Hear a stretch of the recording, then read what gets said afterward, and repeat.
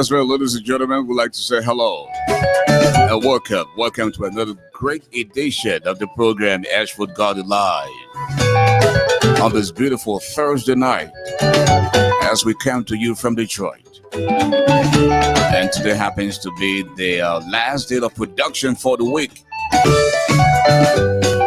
So we're going to play your famous political soccer game. And we'll also have a special guest coming in as well. DJFYNEST from Portland, Oregon. Listen, folks, today's game will be very interesting.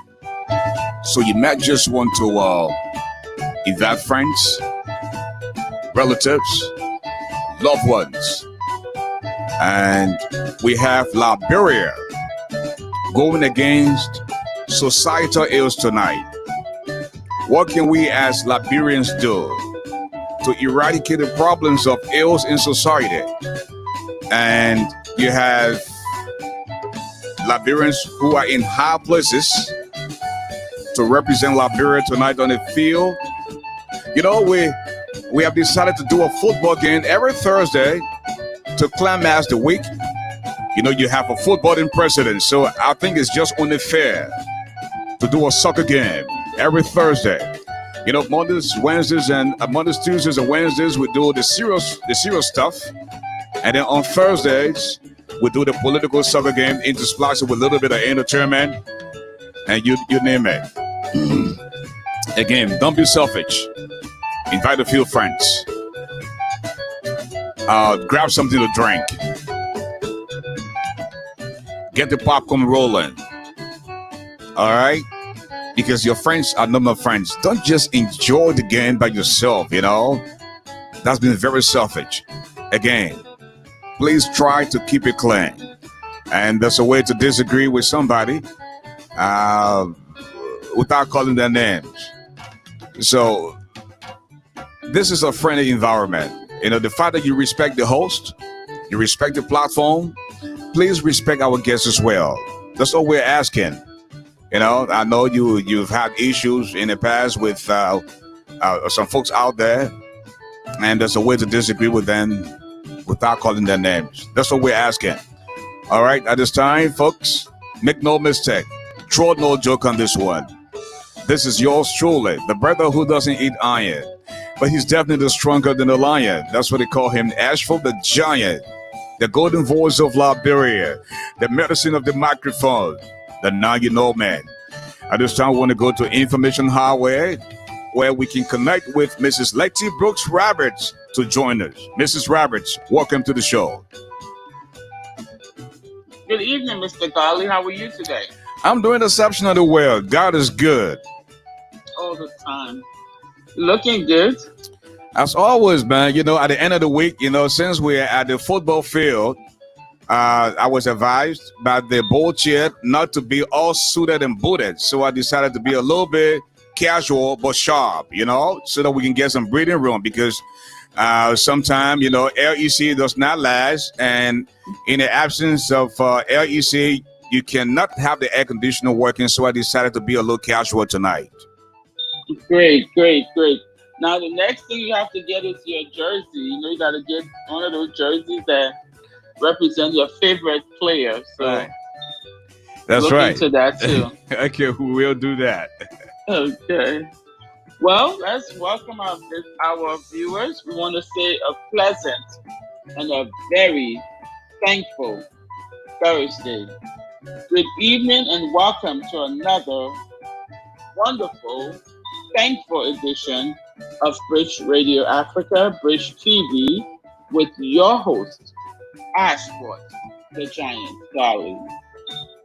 We are coming to you live from 3 major platforms: Facebook Live, aka Bridge Radio TV, Bridge TV, and BridgeRadioAfrica.com YouTube channel. We are also coming to you live from BridgeRadioAfrica.com. Thank you for choosing Bridge TV as your choice of information and entertainment. That's Double the pleasure, double the fun.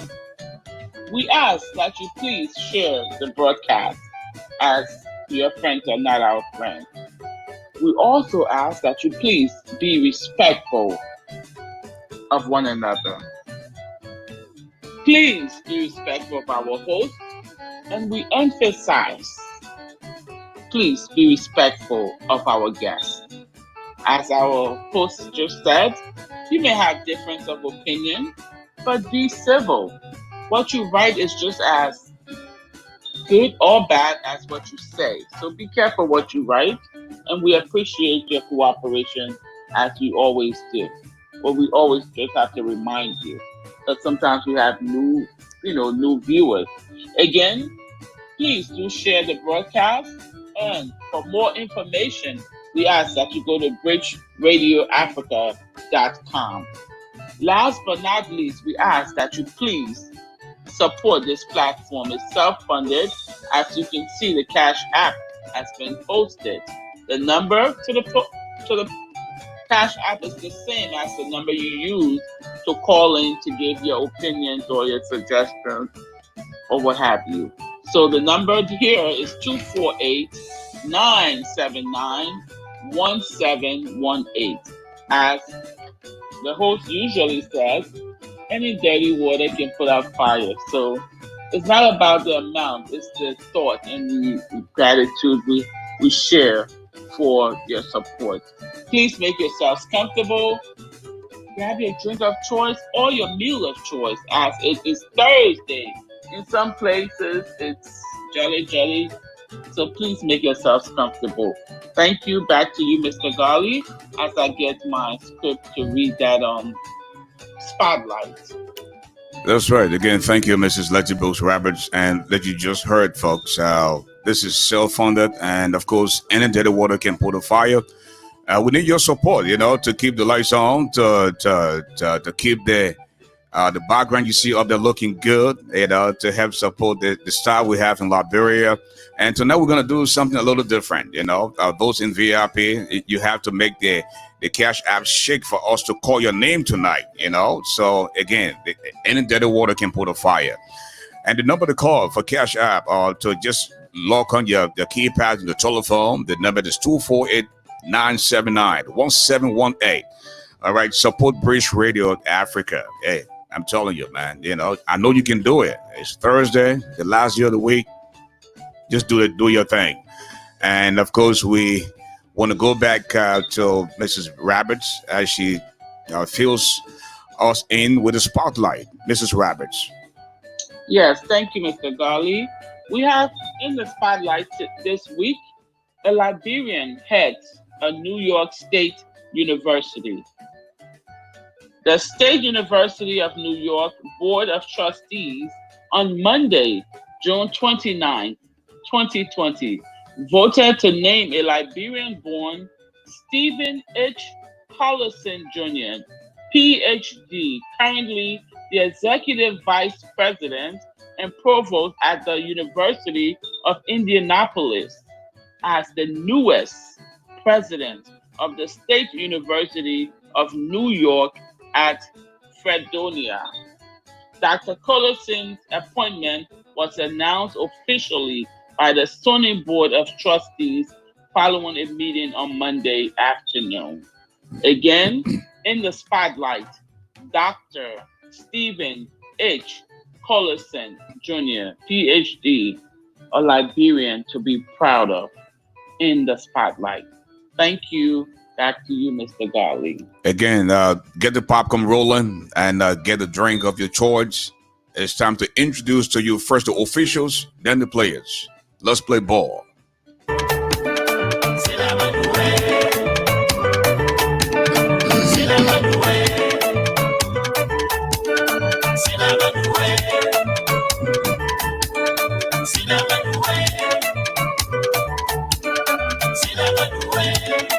Ladies and gentlemen,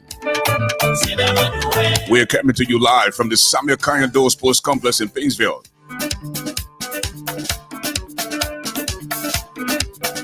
The officials, the Mass Commissioner,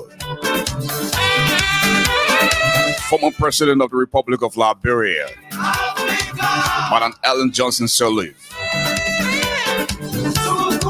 Landsman number 1 is the Senate. Landsman number 2 is the House of Representatives.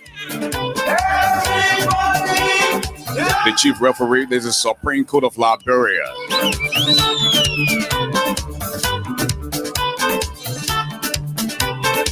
The chief commentator, the giant Garley. 2 great themes tonight: societal ills and the Republic of Liberia. Societal ills coming from the country called Belayala.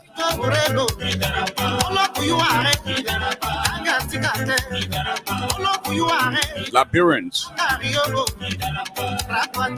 who want to lead this country, representing Liberia tonight.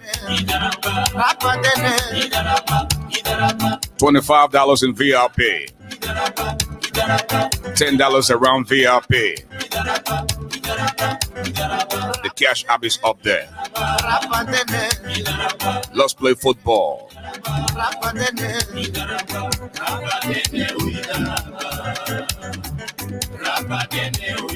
For societal ills, folks, we have corruption, false promises, the whole cover hole, borrowing initiative, political prostitution, boyo, lies, nepotism, hate and jealousy, witch hunt, selective justice, drugs abuse, police brutality, JFK just for killing, sex for job, statutory rape, sex for scholarships, ghost employees, unemployment. We also have market works, baboon draws, hunger, hard time, suppression, fugitive, domestic terrorism. And I just lined up for the strangers, folks. I'm telling you, this game will not be easy tonight. And for the Liberia national team tonight, folks, the captain himself, George Ware.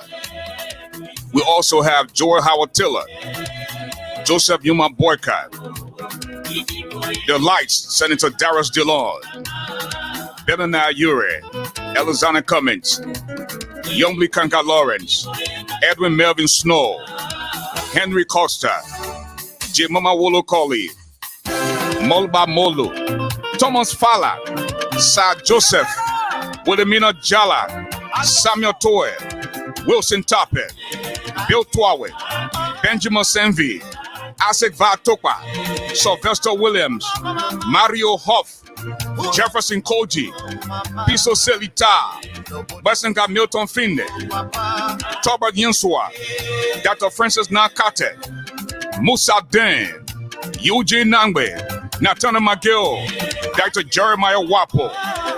Wow. These guys are ready tonight, folks. I'm telling you. When you enter VIP, I will know. We're not just calling people near to know. It will not be easy, I'm telling you. The ball is now in the middle of the field, folks. I'm telling you. The ball comes to corruption. Corruption beats woman, puts it over the team. It comes to false promises onto D-hole cover hole. D-hole cover hole to borrowing initiative onto political prostitute. Political prostitute looks around to boyo. Boyo beats woman to lies to nepotism. Nepotism doesn't get a better hand, but has been intercepted now by Basenga Finde. Basenga Finde looks around to Mario Hoff onto Jefferson Koji. Then the ball comes back to Wilson Tape. Wilson Tape beats woman. Will he make it? No, he doesn't. The ball comes to Sir Joseph. Sir Joseph to Molba Molu. Molba Molu to Sir Joseph. Sir Joseph to Thomas Fala. Back to Jefferson Koji. Will he make it no? He found Melvin Snow, that no-nonsense player. Onto Henry Costa. Costa looks around to Edison and comes back to Costa. Costa to Young Kanga onto the light Darius DeLong. He's moving deep in the heart of the field. He shoot. This could be trouble. The ball is way off target. Making it no trouble now to the strangers. No score to either side. No score to Society Hills. And no score to the Republic of Liberia. Play-by-play description this afternoon at the SKD Sports Complex in Pinsville with yours truly, that now you know me, Garley. Let's play football.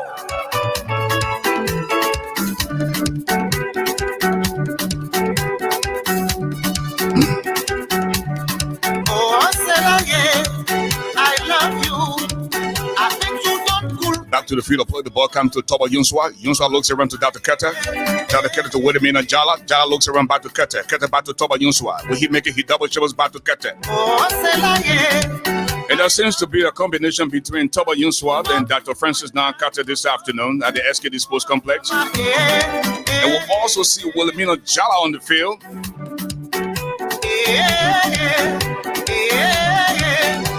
And we have got to be sincere to the Liberian people, folks. Don't know how true is this, but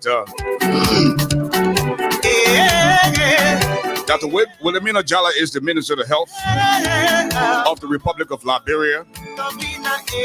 And we're also told that she's operating a private clinic. I will like that donkey. I don't know any. So when you are the health minister and you have a private clinic, I don't care. drugs coming in from donors,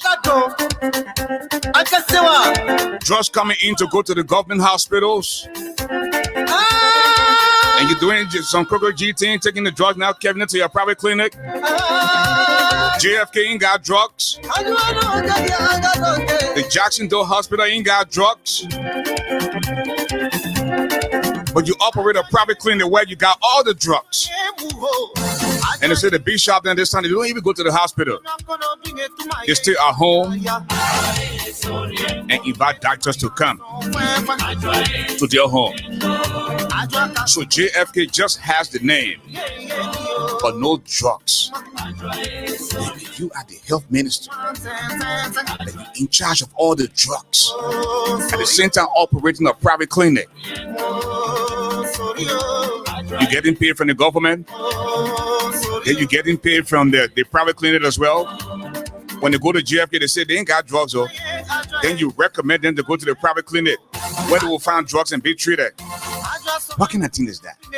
Then you call this a country now, or a country friend, or the country wannabe. Jesus Christ. Liberia is in trouble.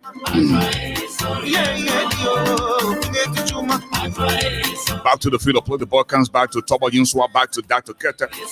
You know, the combination between Toba Yunswa and Dr. Keta, and I should applaud both of them, including South Joseph and those who did extremely well during the Ebola crisis. And I see them doing the same thing. You see the communication, the tower there between Toba Yunswa and Dr. Keta on how they can tackle the COVID-19 thing. But these are answers, folks. While people are complaining about the 14 military hospital,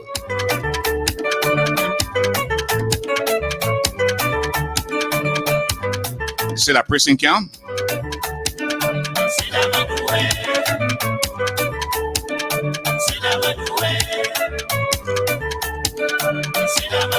That hospital or that prison camp. You'll tell us so we can know.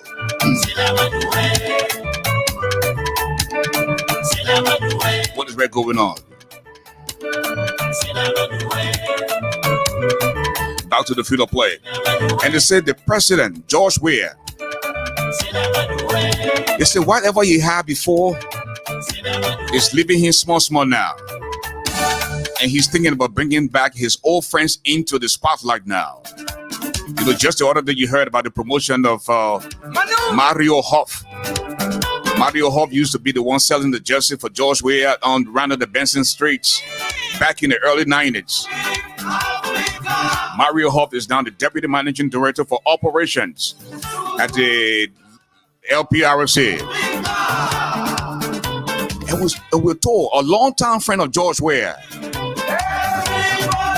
And this guy used to work at the LPRC. But when George Weah started traveling, this guy left everything and started to travel with George Weah everywhere. And George Weah is thinking about making this guy the managing director at LPRC. They're doing the just energy election. This guy supported Joseph Human boycott. But George Weah is saying, you know what? We've come a long way. So George Weah is seriously thinking about making this guy managing director at LPRC. He has experience. He used to work at LPRC. The name is Karika Sylvester Williams. Don't be surprised if you hear him. Hear his name. And he's on the field of play this afternoon. No score to either side. No score to Liberia. And no score to Societal Ills.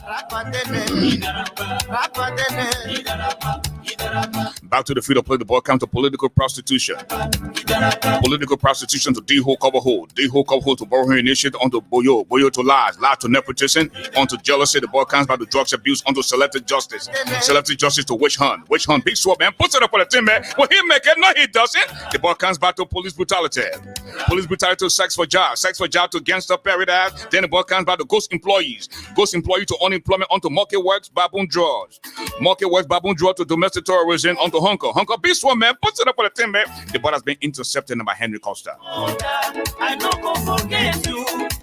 Henry Costa to Benjamin City, back to Henry Costa. Costa is moving deep in the heart of the field. He breaks the ball, looks around. Costa has been intercepted there by domestic terrorism. Sometime last week, you heard about the burning of tires at the Famuma checkpoint. And the people who did the burning of the tires, some way, somehow disappear. And Henry Costa took responsibility as the chairman of COP. And something some of his friends disagree with him on. Stop. And then Henry Costa said, June 6, June 7, we had a peaceful protest. January 6, we also had a peaceful protest. But if you take responsibility for something that appears to be the terrorist they are,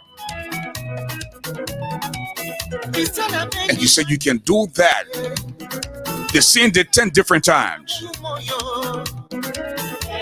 Now it's not the time for that. Now is not the time for that. There's one thing to disagree with the ruling establishment, and there's another thing to cause trouble. So you take responsibility of the burning of tires and threaten that there's no security in the country. You can do it again. And the next day you send out a release to distance yourself from trouble. We've got to be very careful. This country belongs to all of us. And the way to do this, we have to go through the ballot box to unseat this very unfit and reckless government. But you can't do so with violence. But with that said, to President Weah and his administration, you also have got to be careful. Because the people said they fought war for 14 years, they're tired of fighting. That does not mean you should suppress your people. You should treat your people like dirt. You don't own this country. This country belongs to all of us. Because when you continue to suppress your people, you can only do so for so long. When they get tired, then Babon Divakola. So don't just think for a moment that what happened in the past cannot be repeated. So we want you to succeed, but lead with professionalism. Lead with love for the country and not yourself. You give me one, you take them back. Back to the freedom play, the ball comes to greed. Greed looks around to murder. Murder to sex trafficking. Sex trafficking looks around to woman to woman. Woman to woman to double jeopardy. Double jeopardy to Boyo. Boyo looks around back to double jeopardy onto rape. Rape to man onto woman to woman. Then the ball comes back to false promises. Oh man. You give me one, take you take them back. I did not know say you go do me so.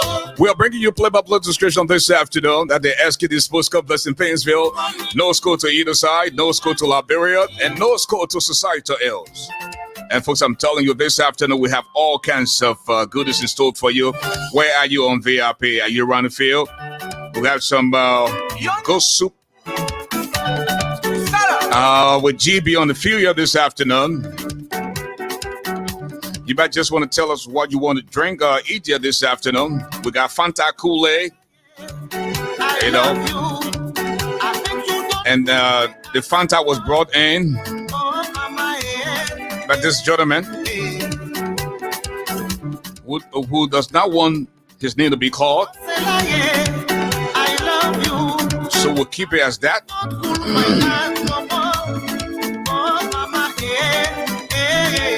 Back to the field, the ball comes to Ashford Garley. Ashford Garley looks around. Will he make it? No, he doesn't. Ashford Garley sends a foul downfield intended for Darius Dillon. Dillon looks around back to Topa. Topa looks around to Jemima KOLEAH. Will she make it? No, she doesn't. She doesn't make it. The ball comes back to Molba Molo. Molo is looking around. Then the ball comes back to Selected Justice. So Jemima KOLEAH is whispering in the ears of Ashford Garley. I don't know what she's telling Ashford. I will like that donkey. I don't know. Jemima KOLEAH is telling Ashford Garley, now I see what you saw in the past. The people that have been selective. And Ashford said, what do you mean? He said, but Molba Molo was heard on tip, talking all kinds of bad things. But this man, Molba Molo still enjoys the comfort of the party. I didn't do anything wrong. I only disagree and call for fair play and justice. Then they fire me. The way you fire me now, come and talk. This is Molba Molo talking now. Now, Jemima KOLEAH talking now to Ashford Garley. And Ashford Garley is saying, slow down, sister. Just stay calm. Back to the field, play the ball comes back to Ashford Garley. You know, Ashford Garley is very skillful. I mean, a very smart young man. One would have thought Ashford Garley would have been one of the advisors to George Weah. But for a reason best known to himself, Ashford Garley is on the outside looking in now, folks. I don't know what's going on. At the end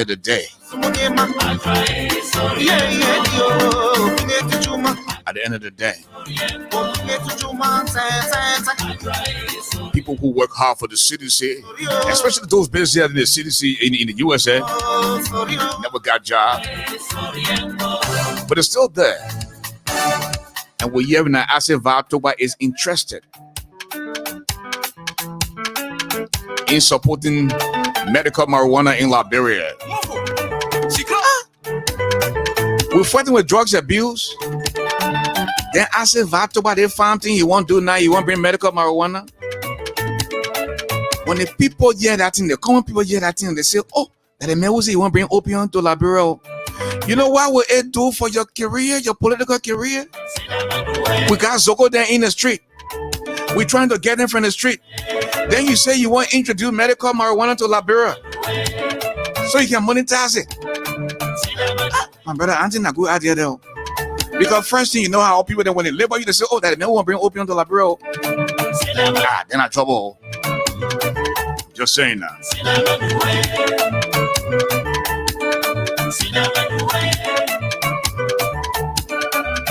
During the Charles Taylor's days, Charles Taylor was a major partner for the cell phone company. You remember when you purchased trash car for $65 US, right? Oh, it was good back then. Other people got rich. Other people are multi-millionaires today because of that. You know, the president is the most powerful person in the country. The president has to get his cut. So back then, Taylor was in there with Benana and Emmanuel Shaw. And then they made a lot of money.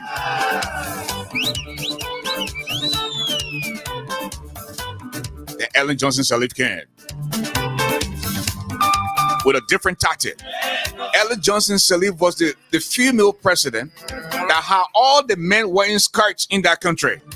Oh, the old lady was so powerful. And she knew how to step down on people. The real Maradona of politics in Liberia, Madam Ellen Johnson Sirleaf. They did all the deeds, they cut the deal, they did what they have to do. Then when her son came in the second half of her administration, oh, it got even worse. Money started to disappear, especially from no car. And the old man said she would take responsibility. And when you take responsibility, you can't give a kind of our money. There's something that's got to be wrong. Then we have George Weah. And the cell phone business coming took a different turn now. George Weah wants to be a partner. The cell phone business. But Charles Taylor was a partner. And those that were with Charles Taylor, they all got rich. Why not? People are complaining now. Back then, when you did a cell phone business, nobody complained. That a Charles Taylor and the man brought war. So he was president, people were scared to talk. But the other guy just played football, he can't. So, I mean, they say he's soft, he can't do nothing, so they're making noise now. You chop, you're better full. Other people come to chop, then you vex. You chop from me, I chop from you. In a chop. But what bro, good for now. In a elephant meat. You know, George Weah, aka the greedy hunter. George Weah has the deer on his shoulder, the fallen tugger on his side, and the smallest crow that is passing, he can't leave it for anybody. George Weah has become the Susu part of Liberia.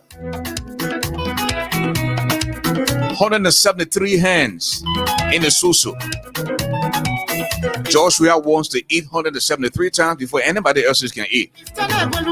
So you just see the Susu pen then 14, 173 times. George Weah has to eat before anybody can eat. So Jemima Wolo Kodi just said, few people have hijacked the party, walking in as members, but we were the funny members of the CDC, and today we are on the outside looking in. But there were people who said the president will leave the country and go bring money in the country. When he brings the money, then he will instruct Samatua and say, listen, the money I brought in the country, that time your Liberian people money, I went high and hustled for my own money. So bring the money to my house. And then Molubabalu also went on to say, George Weah will give you a job in exchange for sex. But George Weah ain't see nothing wrong with it. Molubabalu is still the chairman of CDC.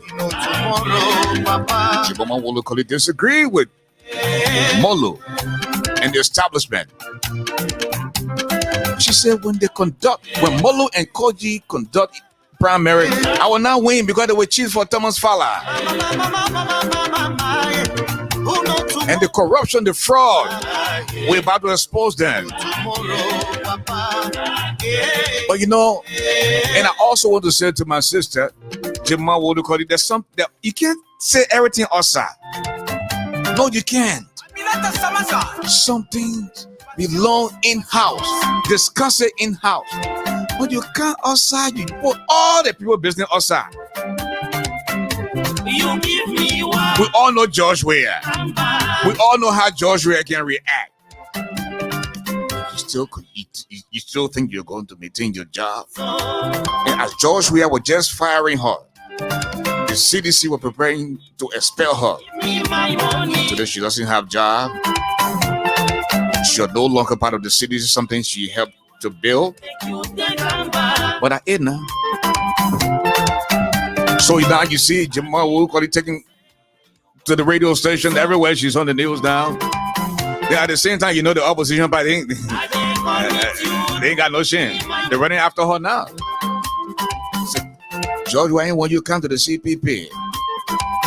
And this woman has a history of the progressive. She grew up with the progressive now. She tough. At the end of the day, the George Weah. What George Weah wants, he gets. And he's the man. You can't deny him of that. Back to the field of play. The ball comes to Toba Yuswa. Yuswa looks around to Dr. Cutter. Dr. Cutter looks around. You see the ball downfield where he making it, he doesn't. Then the ball comes to Wodemila Jala. And I saw one female journalist interviewing Dr. Wodemila Jala, asking her, is it true that when the drugs come in the country for JFK, you take the drugs and carry it to your private clinic? And she said to the young lady, "Madam journalist, let me see your proof. Show me your proof." Only in Liberia. But if that is the case, you as the chief medical officer of the country, people are dying. No drugs in the government hospitals, but you're taking the drugs now to carry to your private clinic just to make money. You're already getting paid, as if that ain't enough. Hey, man. Not fair. Just not fair for Liberia. And it's certainly just not fair for the people of Liberia. Back to the field of play, the ball comes to Cummins. Cummins looks around to Uri. Uri back to Boycott. Boycott to George Weah. Weah back to Boycott. Well, Boycott making no, he doesn't. He connects Uri. Uri to Darius DeLong. Y'all be careful with Darius DeLong. This boy is skinny, but he's very tough. Y'all be careful with Darius DeLong. In fact, what the strength you have, Jimama Wolokoli, to go against Darius DeLong? I say, Vatuba, what the strength? In fact, what is your base? The people's senator, the light. Thomas Fala. Darius DeLong was on the radio the other day. He said the people chasing him. Now he's afraid for his life. Jimma will look at this and she's afraid for her life too. The NSC people running behind her. What they looking for, nobody knows. Darius DeLong said something, you know, all of a sudden somebody just appeared around his area. And the person that appeared around the area tried to tell him. The person got a call from the international community. They said, I think you want to try, don't try it. Darius DeLong said, you're not calling names. The country is getting interesting now. The election business, they getting interesting. People want power by all costs. Go to the ballot boxes. Stop causing trouble. Stop the violence.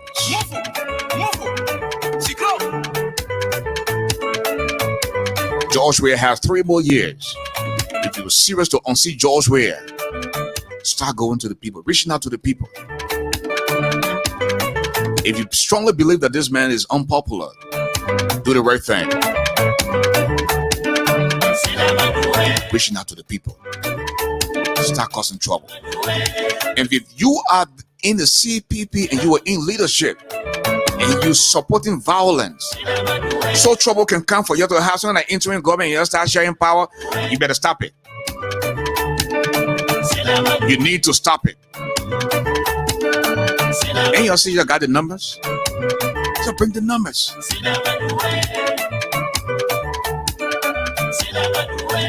I disagree with most of the things that George Weah is doing.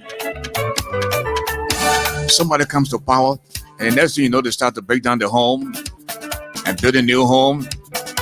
I mean, how many homes does one person need to survive, man, or live in? You don't fool the people small set. You don't wait for 1-2 years. Then somebody said no. They may already build a home because if you're going to wait for 1 or 2 years, they're going to say that the people money is stored. So even if somebody, if your own money said, or if some people say, let me invest in you to build houses, you think it was the right thing to do, just come into power and start to build homes? Hey, man. In Liberia, we're inside. The ball comes to George Weah. George Weah to Samuel Tour onto South Joseph. South Joseph looks around what he making, no, he doesn't. He double shovels, he slips and falls. Sir Joseph slips and falls and he passes gas. I think he need to lose some weight. The ball has been taken away by corruption. Corruption looks around, he beats one man, puts it for the teammate. The ball comes back to D-hole cover hole. D-hole cover hole to Boyo. Boyo looks around to false promises, onto lies, to statutory rapists. Statutory rapist looks around, he's moving deep into the field to selective justice, back to statutory rape to police brutality. Police brutality is moving deep in the half of the field. Will he make it? No, he doesn't. The ball has been taken away now by Edwin Snow. I think Edwin Snow is the closest thing down to Mala Ellen Johnson Salif. This boy knows how to play his political cards. I'm telling you.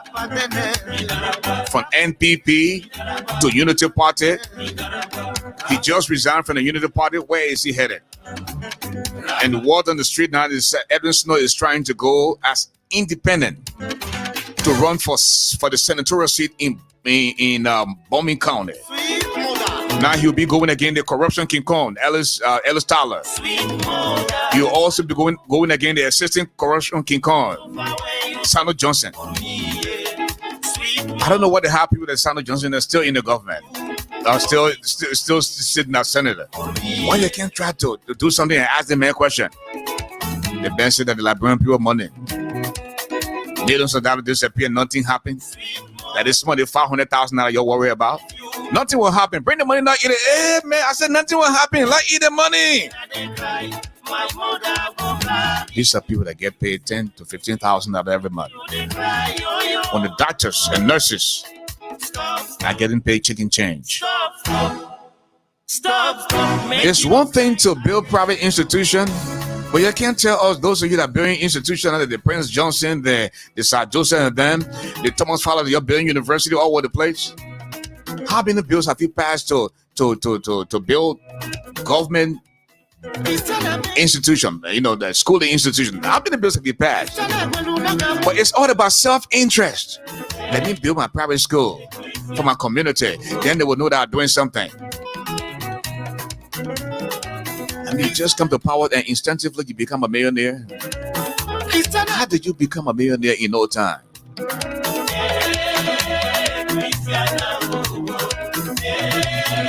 You only work twice a week.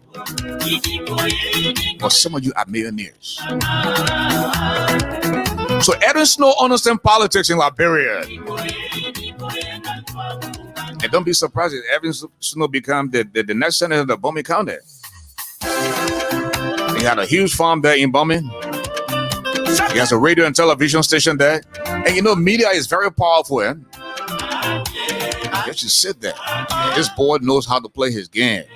When Edwin Snow knew that he was no longer popular in District 6, he gave it and went to bomb it.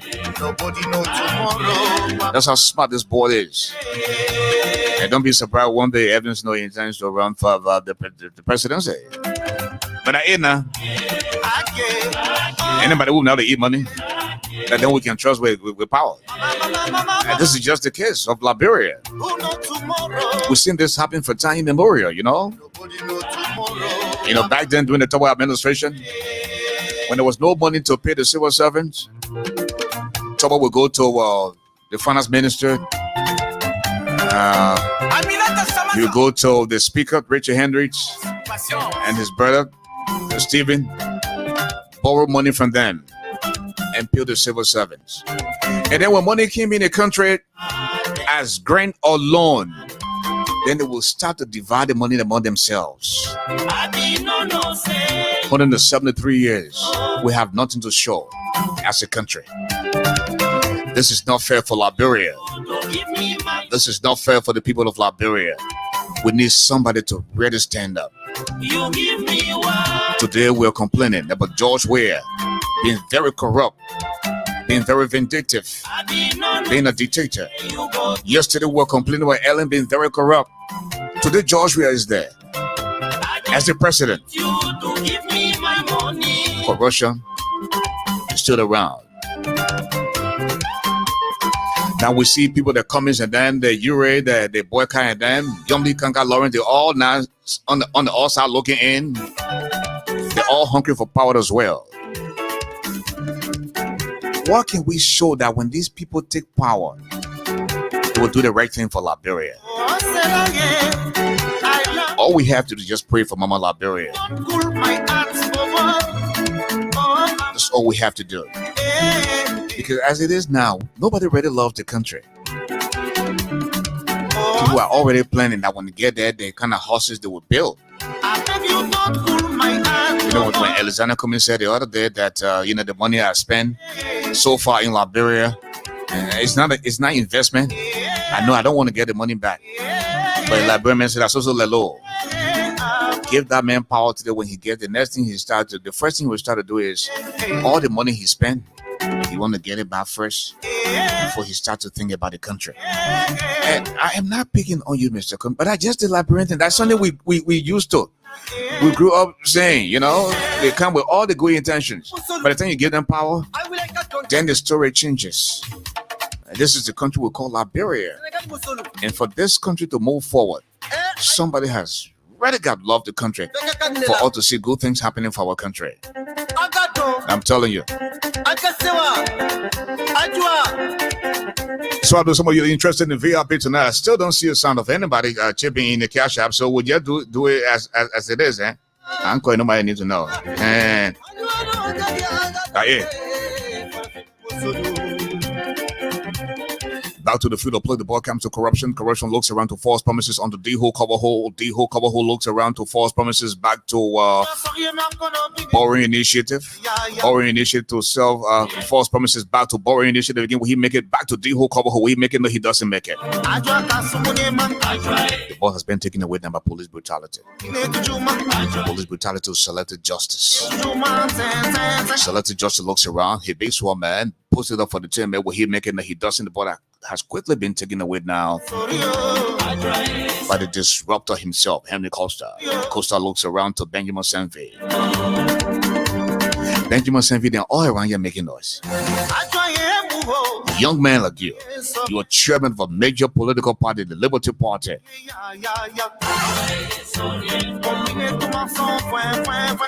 You abandoned the party, went to George Weah, hoping that George Weah was going to give you a job, a ministerial job. In the event where you don't get the job, then you become disgruntled.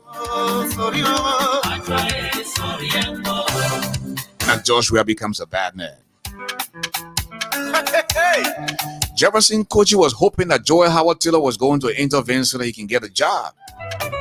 But Joel Howard Taylor was there seeking her own interest. She's the vice president. Her very close friend is the Minister of Public Works, Mabudu Vlagyimpan. Her little sister is the Deputy Minister of Administration at the Ministry of Health. Her best friend, Yvette Freeman, is Deputy Minister at Labor Ministry. And the people from the NPP are so angry right now because they got little or nothing.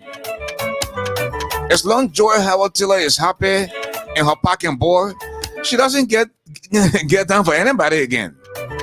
You remember when Joy Howard Taylor said, our time to eat? And if you can't join the party, then you will not get a job in the government. They all say these things. They all do this.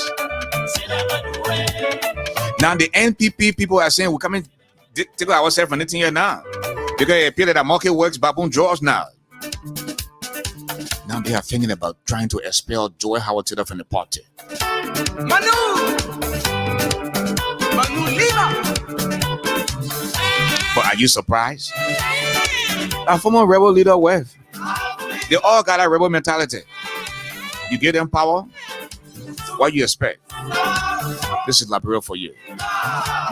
So Benjamin said, you play mine, do what? She hustle for you, you don't get a job, then you cannot. Then a job, we are not the bad man. Joe, we are your supporter, you bring it on. Josh, we are ready for you. Benjamin said, he's talking so now. He does with George Weah. Getting your own country? So because you didn't get the job now, so you're angry.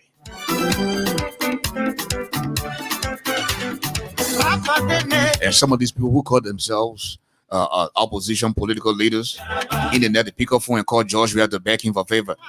And you heard George Weah when George Weah said that Former Vice President Joseph Yuma Boyka was begging him for car to drive. And you know, the president went so low when he said he had to pay for the man pacemaker. How you call it? You call it pizza. He said Joseph Yuma call him to ask him to pay for the pizza. Pacemaker. Yes. Begging me for car. Telling the old man to behave.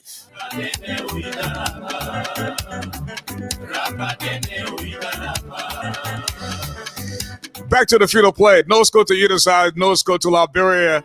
No score to Societal Ills. Play-by-play description this afternoon. SKD Sports Complex in Painesville. Oh, man.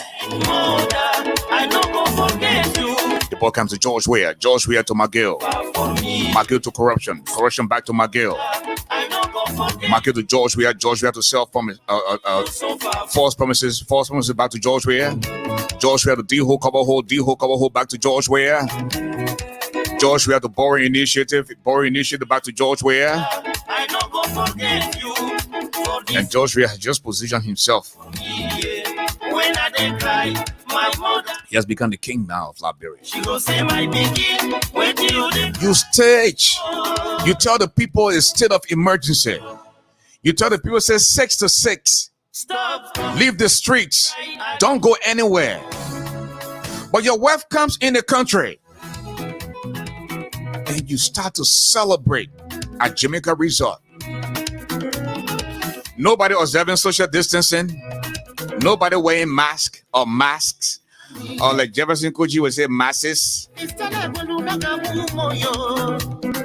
where is the social distancing that is in effect? What kind of country is this? We've got to be serious to our people and to ourselves. Back to the field of play, the ball comes to Corruption. Corruption to false promises on the D-hole cover hole. D-hole cover hole to Boyo. Boyo to Harton. Harton to please pay my way. Please pay my way to Who Know You, aka Nepotism. Who Know You, based on back to Trouble Listen. Back to Who Know You.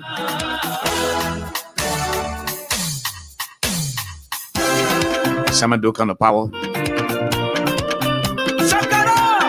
The Crown People get scholarship, go abroad and learn.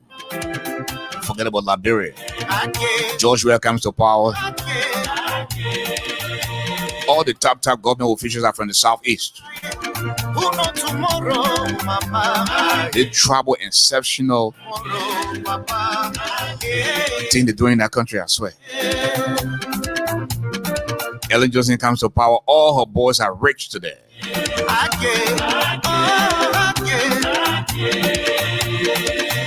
Who really loves Liberia?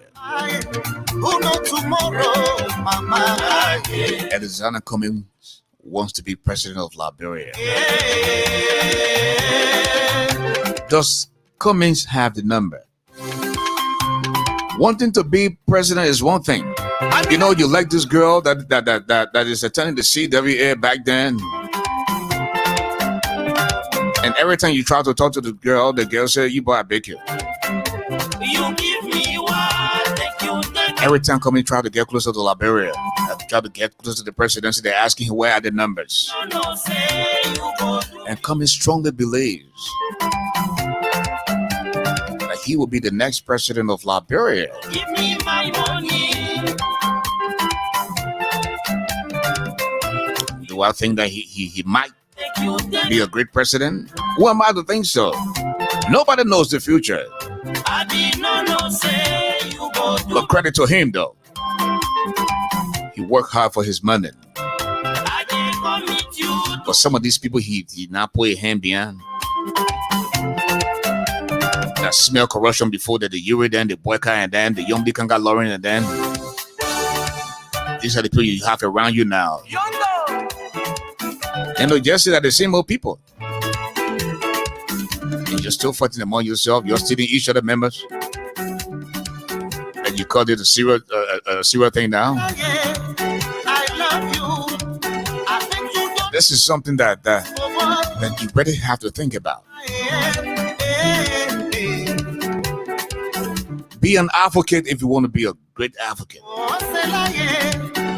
Be a politician if you want to be that great politician as well. But you can't be both. You can't fight war for Yuri. That Yuri fight your own battle.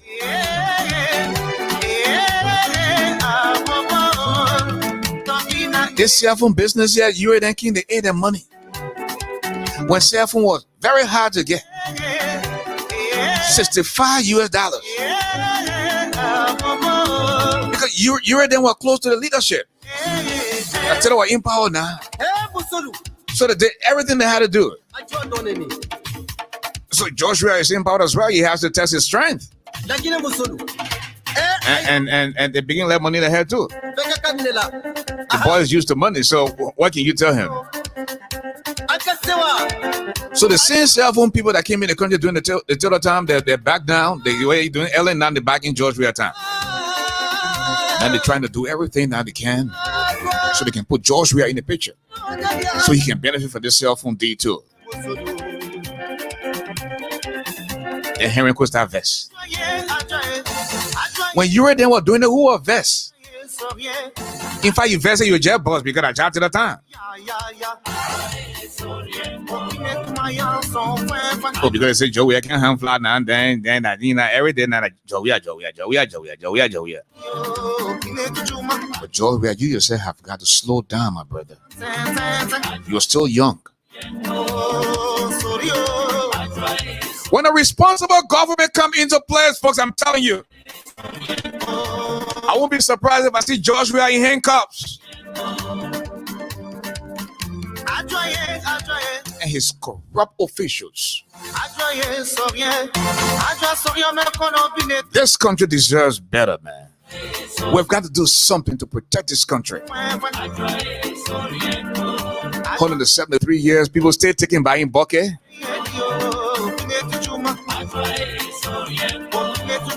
5 hours you have left to Crown Hill. Then let it go. Then 3 hours later you have left to Jalatan. Then let it go. Then 2 hours later you have left on the old road. Then let it go again. Then come on time we get it on the leg. What kind of country is this? You can't keep the lights on. How can you attract investors? No investor wants to come in the country. This man play professional soccer. When you tell anybody, say you're from Liberia, the first thing they say, George Weah. He becomes president. Nobody on the outside wants to deal with him. Something has got to be wrong with that picture. People have investments. They are going to Ghana. They are going to Sierra Leone. And Liberia is supposed to be the stepchild of America. Nobody respects our country because of George Weah.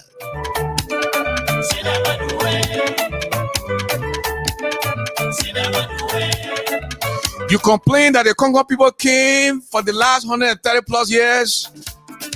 They took your country over. Only 2 times we've had countrymen president.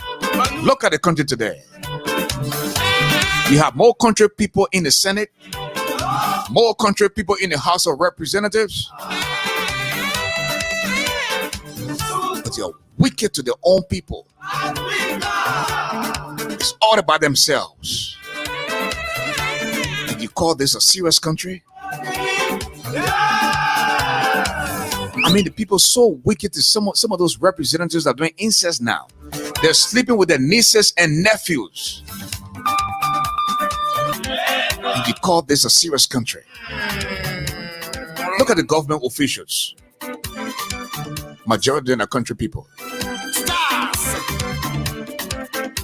Why were Charles Bright, Achiba Bernard, Emmanuel Shaw still doing around George Weah? You have young mind, fresh mind. They're Aseva Toba and them who work hard for this party. They're on the outside looking in. You ready, King, to change this country? Or you came to change the numbers in your bank account?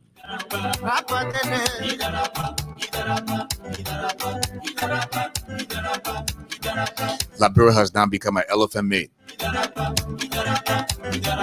Today is George Weah. Who's next? Yesterday was Ellen.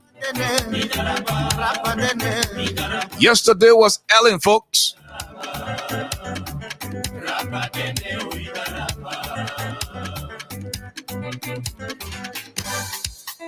This country needs help.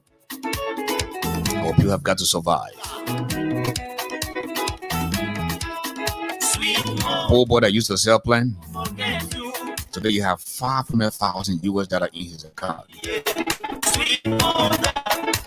So the quicker way to get rich, then you got to get government job. When George Weah said, "Stop causing trouble, because if you continue to cause trouble, my government officials will leave the country and you will stay here to suffer." But George Weah had no idea there was going to be something called COVID-19, coronavirus. Government officials, the poor people, in fact, the entire world. Stop making no cry again. Everything has stopped. People bragged in the past that they have great healthcare system in America. You can't see the children coming to Liberia to go to school. They can't see the children coming to Liberia to go to JFK. You've got to be careful what you say, folks.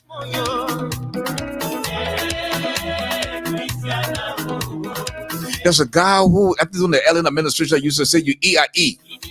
Forgotten his name. You E-I-E. You E-I-E. You E-I-E. His daughter passed away right in JFK. How can you have the biggest hospital in the country with no electricity, with the lights at your homes 24/7?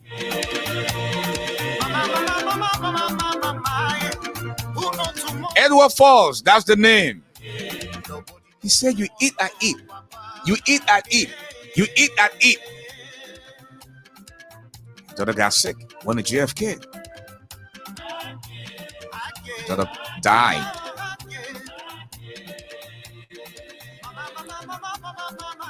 You know, God has a way of defending Liberia. And this is just the reality. You know, those of you who are in government now, continue to enjoy your short-term successes, because at the end of the day, you will be beggars in the streets.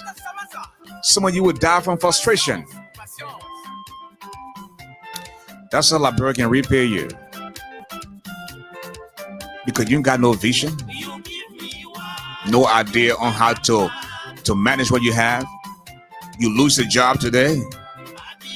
Within 30 days, you start begging. You start walking my line. And I just like how Liberia can disgrace you. They fire you, they take the government car from you. You're done. And that's why when I tell people, say, "Man, I don't let government job. I'll be in a private sector." They say, "My man, no, man. Your country, you got work for your country." I big the way I let bluffing the day I go take government job, they see my cigar, then I go out to pour my food. Let me stay in the private sector. Can't even let boss man over my head. Your boss man call you, you look at your phone, you're scared to answer the phone. Hey, why not do it again? Did I send an email? No. We all cannot be in the government, but we need a responsible government that will prioritize the private sector, so that Joe Blow can be able to feed his family or her family. We need the private people, the private investors to come in the country. Well, how can the private investors come in the country when this has just become all about George Weah and his very close friends? To hell with everybody else. Even the seditions are suffering. And that's what we have Darius Dillon today as senator. Don't get me wrong, Darius Dillon is not perfect. But Darrell Dillon disclosed some things to her that we never knew about the Senate.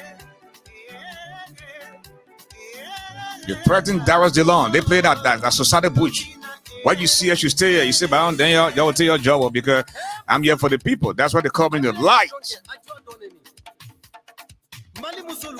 You have people who have been in the Senate for so long.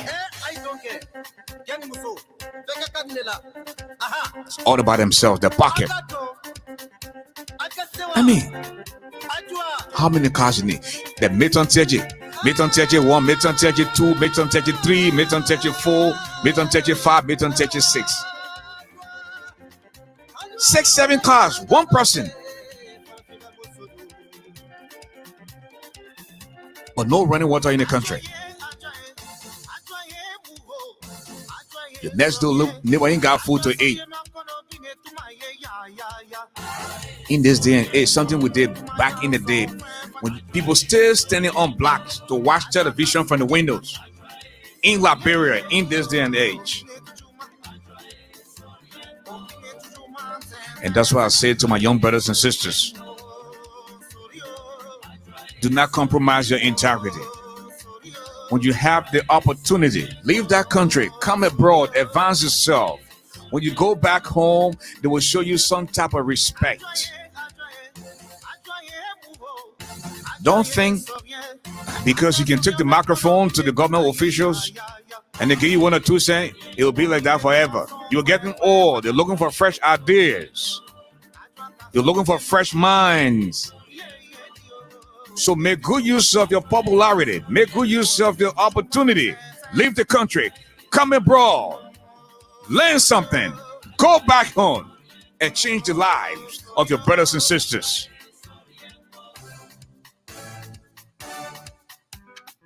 Back to the field of play.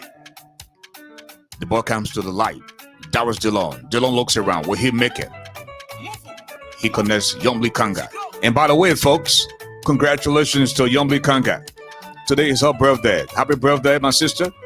And may God continue to bless you. Let us show hope that you live to see many, many more birthdays to come.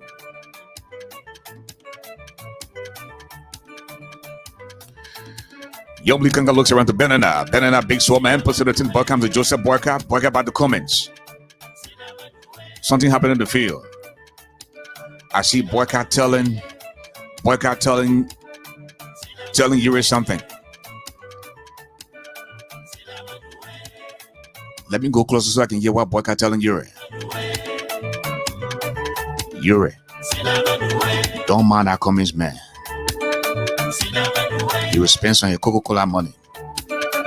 They've been out of here for a long time. Nobody know the man. Don't worry, Yuri. I'm on your side. And so Ben and Yuri leaves. Then Joseph Boyka goes to Cummings. Cummings, don't mind that Yuri, man, yeah? Like charge to the man. You got an economic crown coat on your head. Don't worry. You are going to be the head of the CPP. Have you wondered why Cummings is so confident that he will be the next president? Because Joseph Human Boyka a tricky papi. And I'm small papi there. Everything you say the papi against sleep. Papi da Cuba. Na Cuba. Strong papi.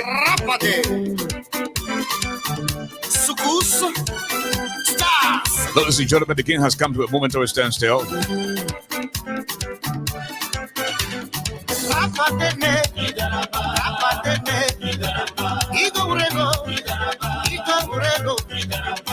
The king has come to a momentary standstill.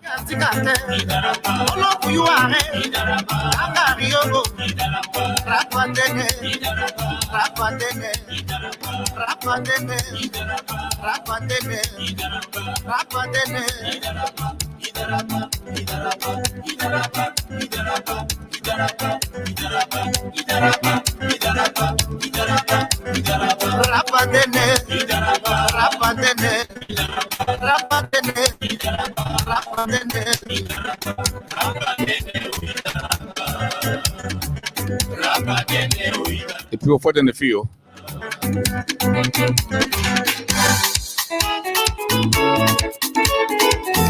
Sweet mother. Sweet mother, I no go forget you for the suffer where you suffer for me. Yeah. Sweet mother, I no go forget you for the suffer where you suffer for me. Yeah.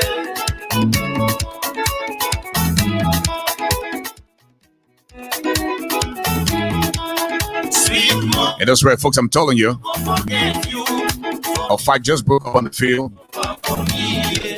When I dey cry, I don't know what they're fighting for. leave me. She go say my pikin, when you dey cry, yo yo. Stop The fire comes on the ball. Coming was supposed to take the kick, making up. but Yuri said he wants to take the kick. And Coming said, no, that means a fire. I gotta take the kick. And fight broke up. You know, Ben and Yuri huge and very tall. Coming short. It's not a penny one, yeah. But it had to throw short person down. What will see you so? So the referee, the Supreme Court of Liberia, landsman number 1 is the Senate, landsman number 2 House of Representatives, and the match commissioner is Ellen Johnson Sirleaf. Ellen Johnson Sirleaf is concerned that George Weah fired Jamal Wolukoli. And George Weah turned and said, why are you surprised? Why you put me there? You know the thing you say I'm gonna do?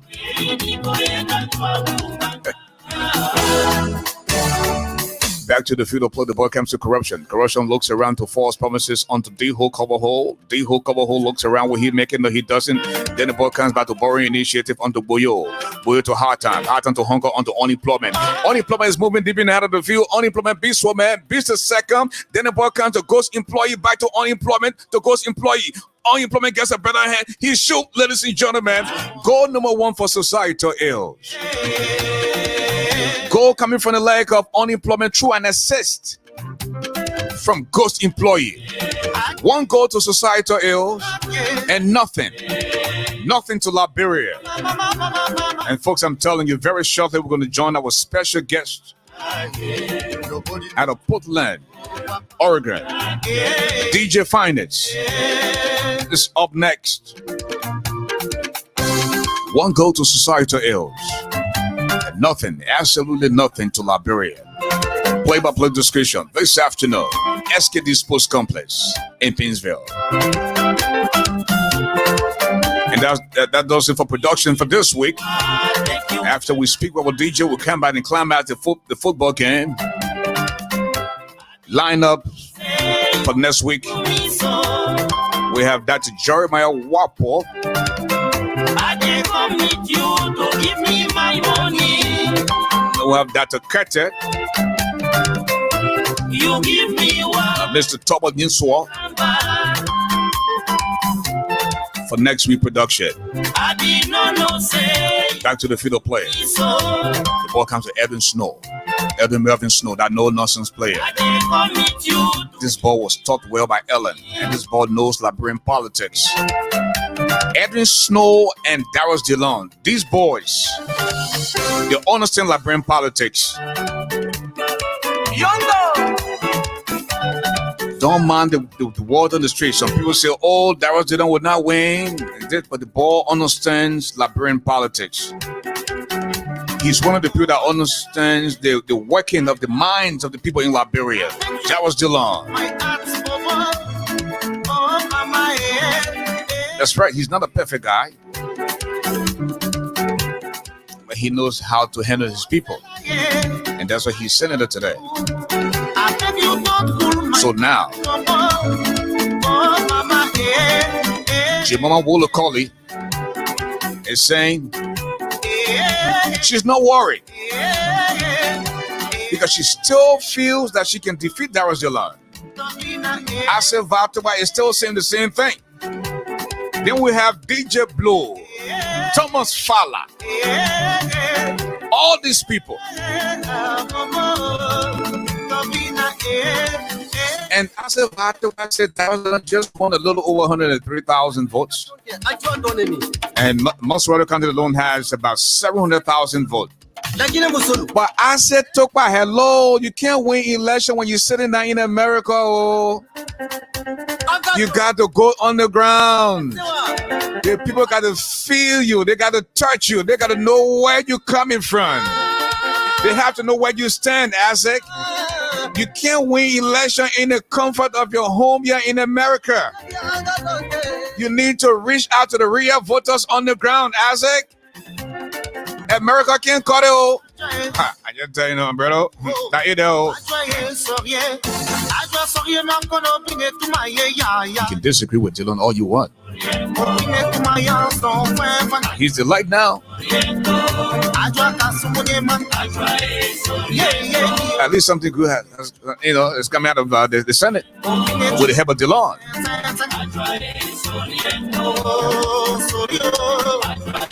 Even though they told 6,500, now you told take it, but anyway, that is now. Ladies and gentlemen, again, has come to the momentary standstill. This is Breach Radio Africa. We're coming to you live from Detroit, and this time we want to introduce to you our special guests. And please join me, ladies and gentlemen, as we welcome to you, DJFYNEST. Yes. Hello and welcome to Breach Radio. Hello. Thank you for having me. Okay. I can hear you, but you sound like you're in the hole or something. I mean, say something. Let me hear you. Can you hear me? Okay, I can hear you now. Now, who is DJFYNEST? You care to tell us a little bit about yourself? So I want to say thank you for having me on. I appreciate it. DJFYNEST is a Liberian woman based in Beaverton, Oregon. I am a radio host here at one of our local radio stations. And I'm a mother, I'm a wife, and I'm an activist, humanitarian. Pretty much DJFYNEST has a voice, and she loves to use it. Okay, now tell us about your activism. What is it that you do in terms of being an activist back there in Portland? Yeah, so I work with the youth, I work with the community, meaning like in the Beaverton, Tualatin School District. I work with the district to implement one of the first Black African Excellence program in the school to talk more about Black history, Black excellence, instead of us focusing on Black slavery. So that's something, I've done here with the community, and working with the Liberian community. That's something, I've been doing over the past 10 years. The community is not together anymore as it used to be, so we're not moving forward as we used to be. I would say about 3, 4, 5 years ago, as we used to be strong. But I work with the community. I work with a group of Africans here called One Big Family, and we work with various Africans, and we create events, our local fundraisers for organizations. I'm just all about community effort and community work. Wow, tell us about some of your success stories working with the African community, the Liberian community, and of course your success as a radio host and DJ out there in Oregon. Right, thank you. Well, it's been a great journey, I'll say, challenging but great journey. I started doing broadcasting it's been 3 years now, and it's going great. I love the radio station that I'm with, and we do lots of community events. So I do a lot of hosting, our local community events such as Hood in the Hood, Juneteenth, if they are doing Juneteenth. This year we couldn't really focus on things, when it comes to field production like I normally do. But this year I still have been doing a lot of remote broadcasting. We're broadcasting from home, and I've been doing a lot of conferences with other organizations within our community. So success for me, I'm not there yet. I don't think I'm close to being having a success story yet, but I'm well on my way when it comes to getting to where I want to see myself, meaning that working with the community and really focusing on bringing change instead of just talking about it.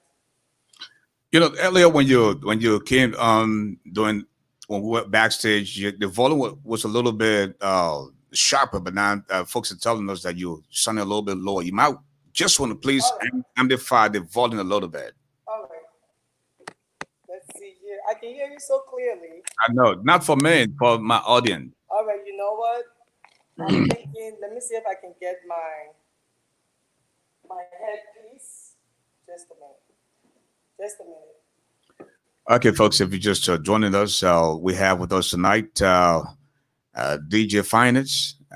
She's based out of Portland, Oregon, and of course, she again. All right, guys. Let's try to. Sorry. So if you can pause me for a quick second, let me relocate. Okay, Shondo, go ahead, do that. All right.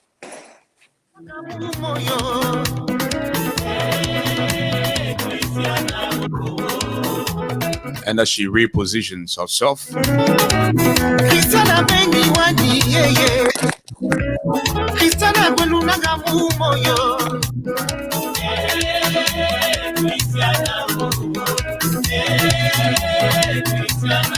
Okay,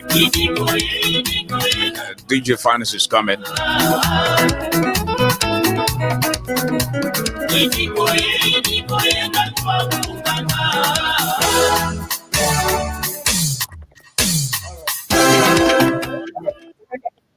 I hope. Hello. Is it better?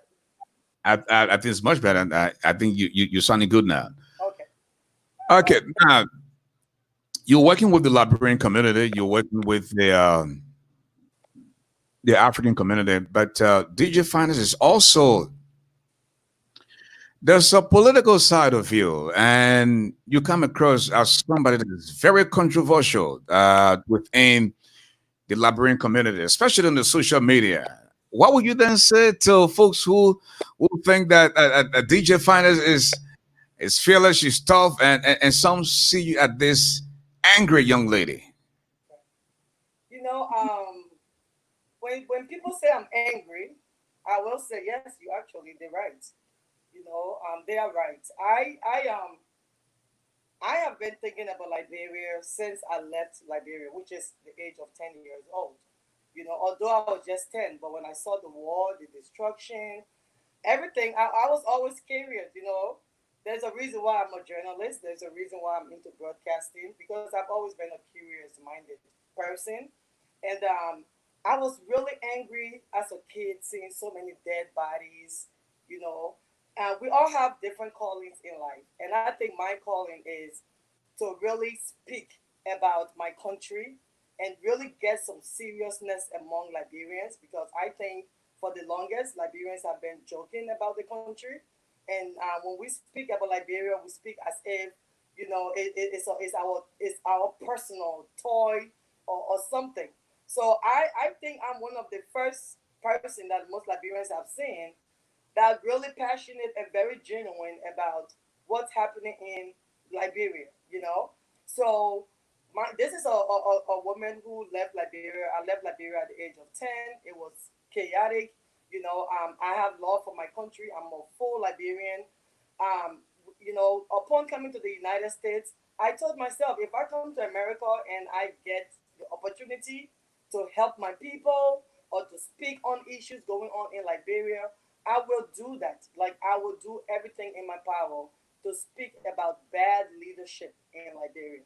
And when I got here, and after all these years, I've had the opportunity to get a platform, to be on the radio, to meet some influential people. This is my opportunity to speak. And I want my Liberian people to understand that there are Liberians that genuinely care seriously about the country. And it's about time that we stop ignoring what actually is happening in Liberia and stop complaining and let us get to work because that's all I'm hearing the complaints, the complaints, the complaints. But I don't see people trying to get to work. So I might come out as aggressive. You know, I am a strong woman and I don't mind sharing my opinion.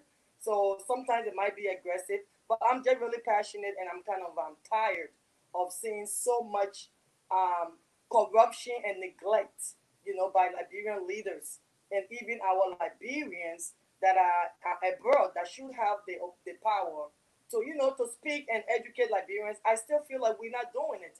So I think I'm just really passionate about my country, and I'm really serious, and I'm not here to gain friends. I'm rather here to just alert my Liberians that this is what's happening, this is what's happening, this is how we can fix it, and let's stop the complaints. Let's stop talking about 10, 20, 30 years. Let's stop talking about what the president is not doing, and let's start working on what he's doing and what we as Liberians we can bring to the table. I think that's how the country will move forward. So when you said stop the complaining, have you asked as to why are they complaining about? I listen to what they're complaining. And you care to share that with us? Yeah, yeah. I've heard Liberians complain about the fact that the president is not focusing on the Liberian people, meaning the economy is bad. Is that is that a fair statement that he's not focusing on Liberian people and the economy is bad? Is that a fair statement? It's not a fair statement. Why not? I think it's not fair because, all right, this is where I stand. On a very serious note, Liberia is a country that's been struggling for years. This country was built on segregation. There are core issues we are facing in Liberia that we want to jump over.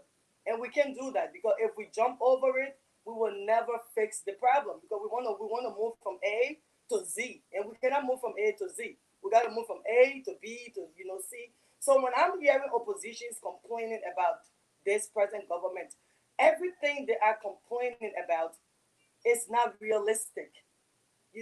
To me, they want to see something that they know is not there. So then, which means their agenda is just to create confusion.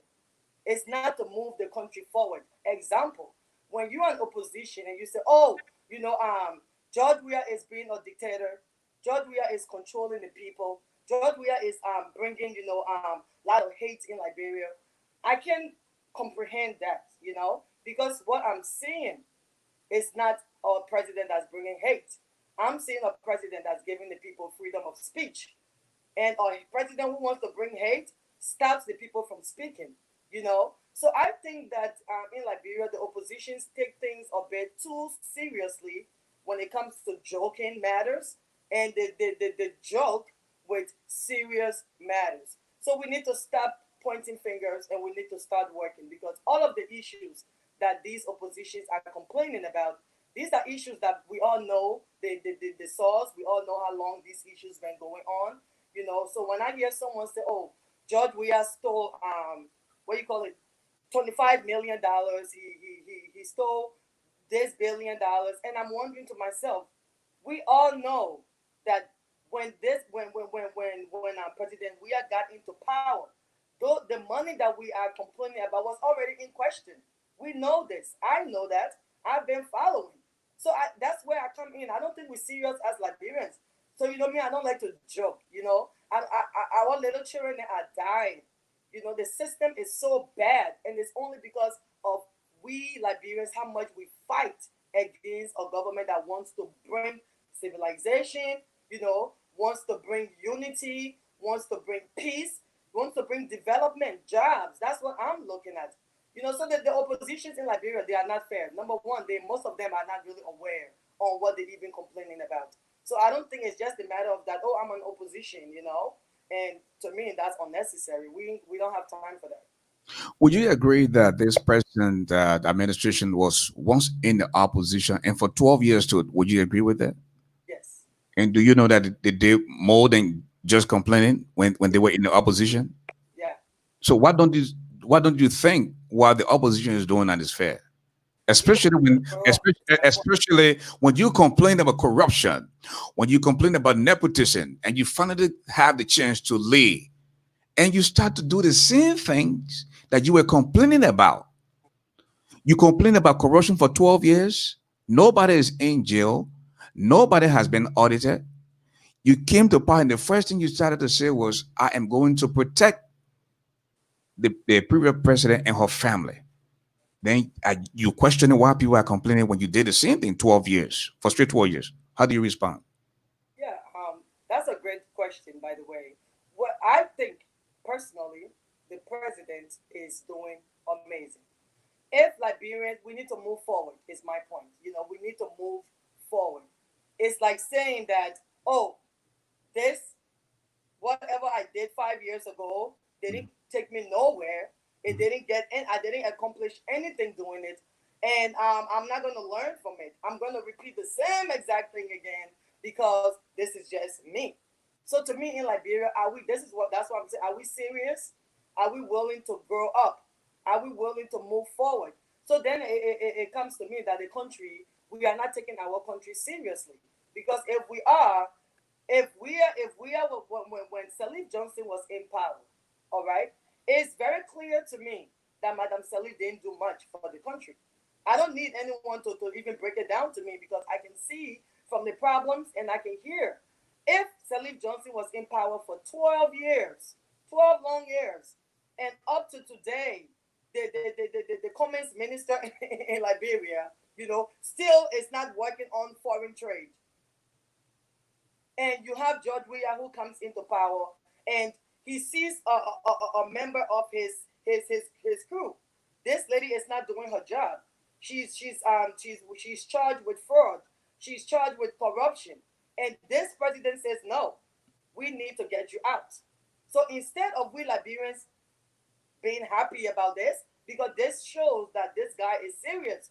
That's why I'm supporting, because I like the serious side of George Weah. I like the fact that someone for the first time is taking the country seriously. How many people did Salif Johnson fire, when they were doing wrong things? From what I heard, Madam Salif Regine has one of the longest running positions in Liberia. All the people she hired were in positions for quite a long time. So I'm looking at George Weah, who is firing some of the people that work with him that he don't think, are adequate or doing their job. So to me, that's a sign of a president who is working. That's a sign of a president who wants to bring and wants to show his people that let us work. Let us not play.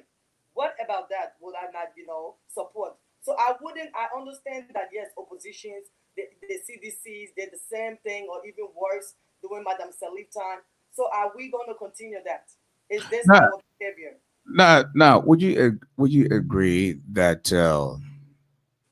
some I want to disagree with you that for 12 years Ellen Johnson Sirleaf did nothing? Would you agree that when Ellen Johnson Sirleaf came to power, the country was in a complete anarchy? There was nothing to show, and that this lady worked tirelessly to get Liberia out of debt. This lady made a few rounds and brought respect to the country. Things started coming into the country. Hold on 1 minute. Hold on 1 minute, please. I'm talking. Please mute your phone. Mute your phone, please. And let's face the fact. Madam Salih's administration was not perfect. But for you to come and say she stayed for 12 years and she did nothing, that would be a disservice to Madam Salih. So I know you say she stayed 12 years and never did anything. So if you were to just gave her 2 or 3 things that she did well when she was there as president, what would it be? Keeping peace in Liberia. And that's big. That's a big deal. Yes, I applaud Madam Salif because Liberians are very difficult. So Okay. the fact that she kept peace for 12 years shows that she's a strong woman.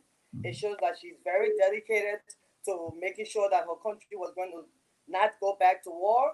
It shows that Madam Salif was dedicated to moving Liberia forward. So I gave her a what you call it, or A+ for the fact that she came into the country after the war because Charles Taylor was damn near still the war. So to me, peace really came into Liberia when Madam Salif Johnson came in power, and I think she did an outstanding job keeping peace in Liberia. I think also, if I can give another thing that I like that Madam Salif did was Madam Salif reached out to the Liberians abroad, because I was one of those Liberians here in Oregon when Madam Salif came here in 2000, I believe 6. Before she became a president, she came to Oregon, and I was one of the people that actually sang the national anthem. So I had a very, opportunity to see her very closely. We all listened to what Madame Salif had to say, and she spoke well, and she sounded as a woman who was calling Liberians everywhere to come home and help rebuild their country. So those two things, I gave her credit for that. I think, I that was really nice of her to do that. Would you agree that the Madam Sally also gave the young people opportunity? There were folks. I mean, she's responsible for building human capital, send a lot of young folks out of the country, came back, learned, and tried to serve in her government. As a matter of fact, she's it is in the record now that she was one of the that really gave a lot of young people opportunity. Like, do you agree with that? No, Why not? I don't agree with that. And this is where again it comes in with our seriousness as Liberians. There are certain things we do in Liberia and get away with it. You cannot get away with it anywhere. And I realize that Liberian leaders have gotten so comfortable with doing the bare minimum for their people because the people don't expect much because they've suffered so many times or so for so long. And I think Madame Salif is no different. I believe that when Madame Salif took position, she could have done a lot more for girls in Liberia, for women's rights. As the first female president in Africa, it was Madame Salif's duty to make sure that the Liberian constitution will have, instead of having him or he for president, they will change that. They will add a she to it because that shows that you are fighting for women's rights. So to me, she should have fought for that so women can be equal when it comes to the Liberian constitution. Up to now, I heard the vice president spoke a while ago. The constitution is still not fair when it comes to women. The constitution is biased. It based most of its nouns or what you call it pronouns on men. He, most of it him, not female. So to me, Madame Salif should have fought for that. Secondly, right when Liberia came out of war, we know majority of Liberian women were raped, abused physically, sexually, emotionally. We also know that the country came out of war. So therefore, you got over 65% of Liberia's youth without job. These guys they need job, they need rehabilitation, they needed the country to embrace them and give them a direction, a sense of direction. And I don't think Madame Salif gave Liberian people a sense of direction. She did not give the youth direction. That's why the youth of Liberia, they are lost because no direction. Nobody is giving them something to do. Madame Salif had enough money to start rehabilitation centers in Liberia. She had enough money to start building not only JFK she needed to renovate, but a country that just came out of war, you need to rebuild. So meaning that where are these big hospitals that we had before the war came? How can we bring these things back? Where are the big major schools? How come up to today, Liberia only has what? You got JFK, then you got the military hospital. I mean, are we joking in Liberia? To me, that's not enough. So I don't think Madame Salif did her best. She could have done way more for the country. Liberia is still struggling. Less And than what? 60% of the Liberian youth don't have jobs. You can tell me that President been in power for 6 years and you applaud her, but you complaining about your economy. The economy is not because of George Weah. The economy is because of Salif Johnson and because of Charles Taylor. And that's just a fact. And when we are ignoring these two factors, then to me we're not being fair. We're not taking the country seriously. Because if we are taking Liberia seriously, automatically Liberians will know that Charles Taylor didn't do what he was supposed to do. Neither did Madame Salif do much for the country. So right now, for the first time in Liberia, somebody is doing something for the country. Okay, folks, if you just are joining us, this is Ashford Garley Live. This is my platform. I know you have respect for me. Please respect my platform and please respect my guest. Uh, I know some of you will call because we will soon open up the telephone line. And please be polite, be respectful as you address my guests, and as you want people to do to you as well. Okay. Now, DJ Finance, let us go to George Ware. You claim George Weah is doing exceptionally well in Liberia. George Weah came to power, and the first thing he started doing is to build homes for himself. He started breaking down his old homes. Now, I don't have facts that he stole the money that he used to build his home, but you claim to be a guy who's bringing change to your country. You claim to love the people of Liberia and coming to power, and within the first 30 to 60 days, you think building homes for yourself was the right thing to do? Well, from what I know, if Judge Bia was building home before, that's another thing that Liberians want to jump over. The oppositions want to jump over that. But that's the real truth. Yeah, this is the truth. George Weah was building properties before he took presidency. So, and secondly, there is nowhere within the Liberian constitution that states that this president has no power or he cannot build or accumulate properties in as he's in office. Now, Liberians got to be grateful. To me, Liberians were supposed to be grateful that you have a president that's actually building in your country, a country that has a lot of mud houses, that got zinc houses, and we know this because we know Liberia. This been there before the war, not now, not today. So to me, I'm trying to figure out, out here, what is actually our issue with this president? Is this a personal issue? Because Alexandra Cummings, we talk about Mr. Cummings. This is a man who spent most of his money in South Africa. I follow Alexandra Cummings.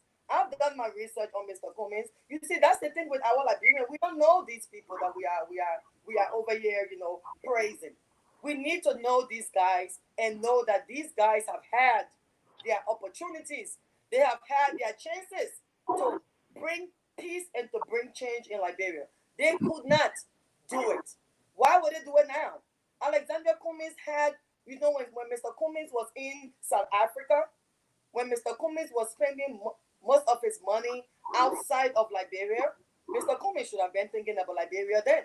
That was when he was young. That's when he was vibrant. That's when he had, he had the vim, the energy. I mean, right now, you look at Mr. Cummings, what can that man do for Liberia? Let's be real. Mr. Cummings cannot help Liberia. If he was going to help Liberia, when George Weah was playing soccer, Cummings had the opportunity to do something for Liberia. He did not. And if Liberians say he did, to me, that is not enough. So I'm not impressed. I specifically asked you about George Weah building wealth for himself, and you go into comments.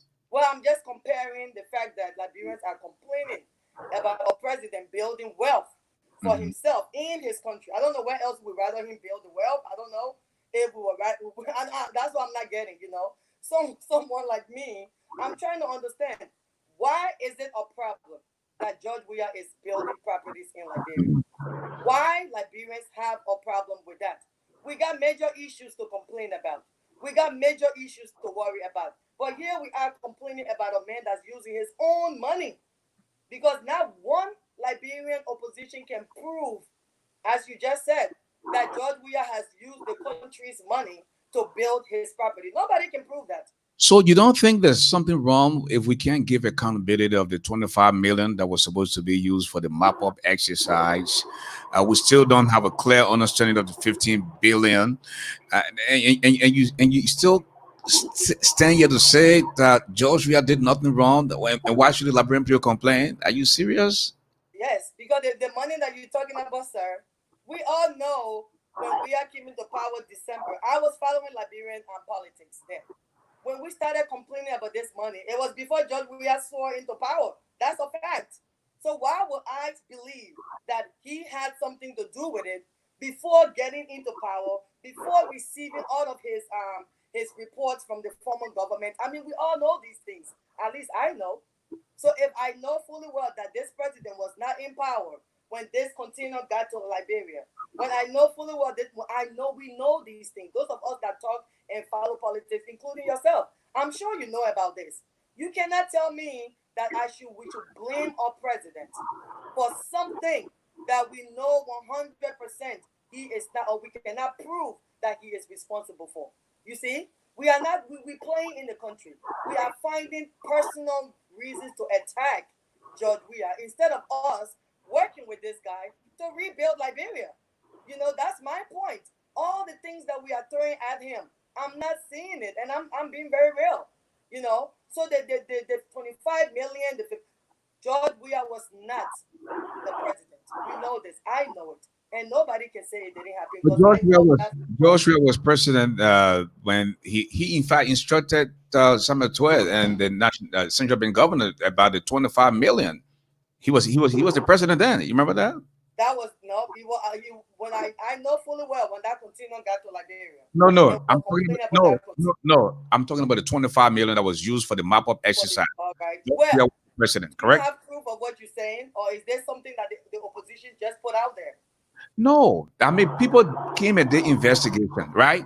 For example, if they said if DJFYNEST or loan exchange program 5,000, they would give you 5,000, and on the paper they would say they give you 100,000, and this is something that was proven that they really mismanaged the mop-up exercise money. All right. So if we are saying this now, then this is where I come in as a Liberian woman who wants to be fair.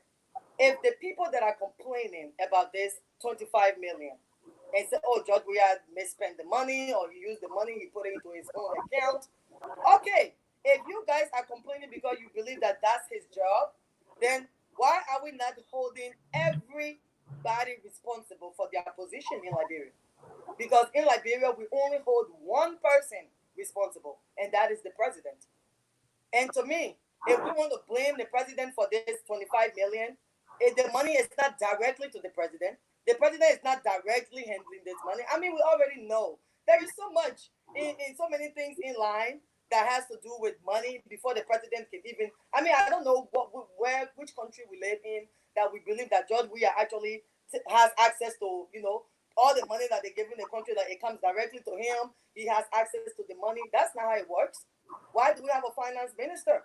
That's not how it works, you know. So to me, I think in Liberia we are just pointing blame at Weah because of our own personal agendas. I don't see again. That's not his fault. This is a problem that George Weah investigating, and the man is trying to fix it. Why would he send out an investigation if he was wrong? Have we asked ourselves that question?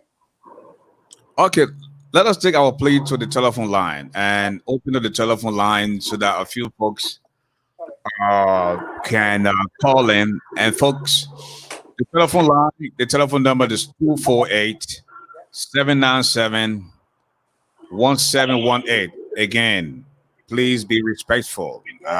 If you disagree with this young lady, please be civil. All right, and let's see what we have on the line, or what we have on the line now. We have the last 4 digits of your number, 0669. Tell us your name. Hello. Hello.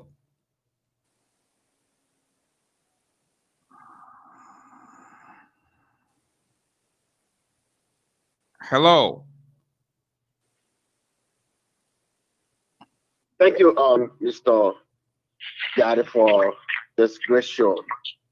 But am I still on? Yeah, you live. Yeah. Okay.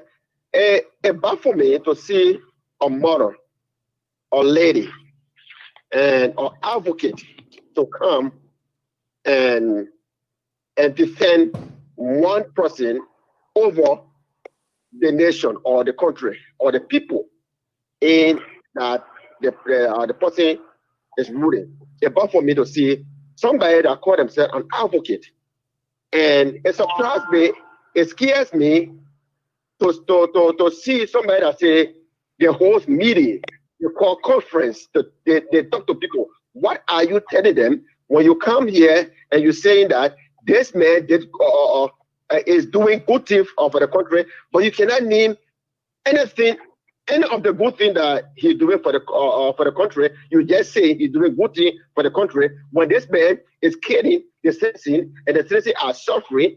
When coronavirus came in the country, this man flew. He took a private jet to go to another country and bring 3 boxes of medicine. So I don't know for himself or for who. When they say the coronavirus is in the country, it did not come to only one person. It came to everybody. But he flew, paid a huge amount of money to fly somewhere, a medicine for himself. So what are some of these things? My question is, what are some of these good things that this man is doing for the citizens? Thank you. That our sister is sitting in the studio and saying he's doing good things. Thank you. She cannot name one of the good things that this man is doing for the citizen in Liberia. Okay, thank you. Again, please keep it clean. Keep it civil as we entertain our sister here tonight. The last 4 digits of your number, 6896. Tell us your name. I'm Saros B. Snare. Mr. Snare, welcome to the show. Yeah, thank you. And I call from Buffalo, New York. You live on the radio. Go ahead. You may speak. Yeah, let me say thank you for your show, for your platform, and thank you to your guest in studio. But I want to differ, with respect to a lot of things she mentioned. Take for example, she talked about the issue of when in Liberia people hold leaders responsible. That is not true. Take for example, we are in America, and Donald Trump is being held responsible for the leadership, for the way he handling coronavirus. But that's not the issue. The real issue is about being authentic and sincere. So the lady in studio doesn't really know what is happening in Liberia, because if she were in Liberia, she wouldn't have been making some of the comments or some of the things she's saying. Why would you call for an investigation for $25 million that got missing? Investigation is clear and point out. Jeez. Oh, man, gone. We lost that caller. I don't know what happened, but we lost that caller. Hello? Hold on 1 minute, sir. He was making. Jeez, hold on, guys. Oh, Lordy. Okay.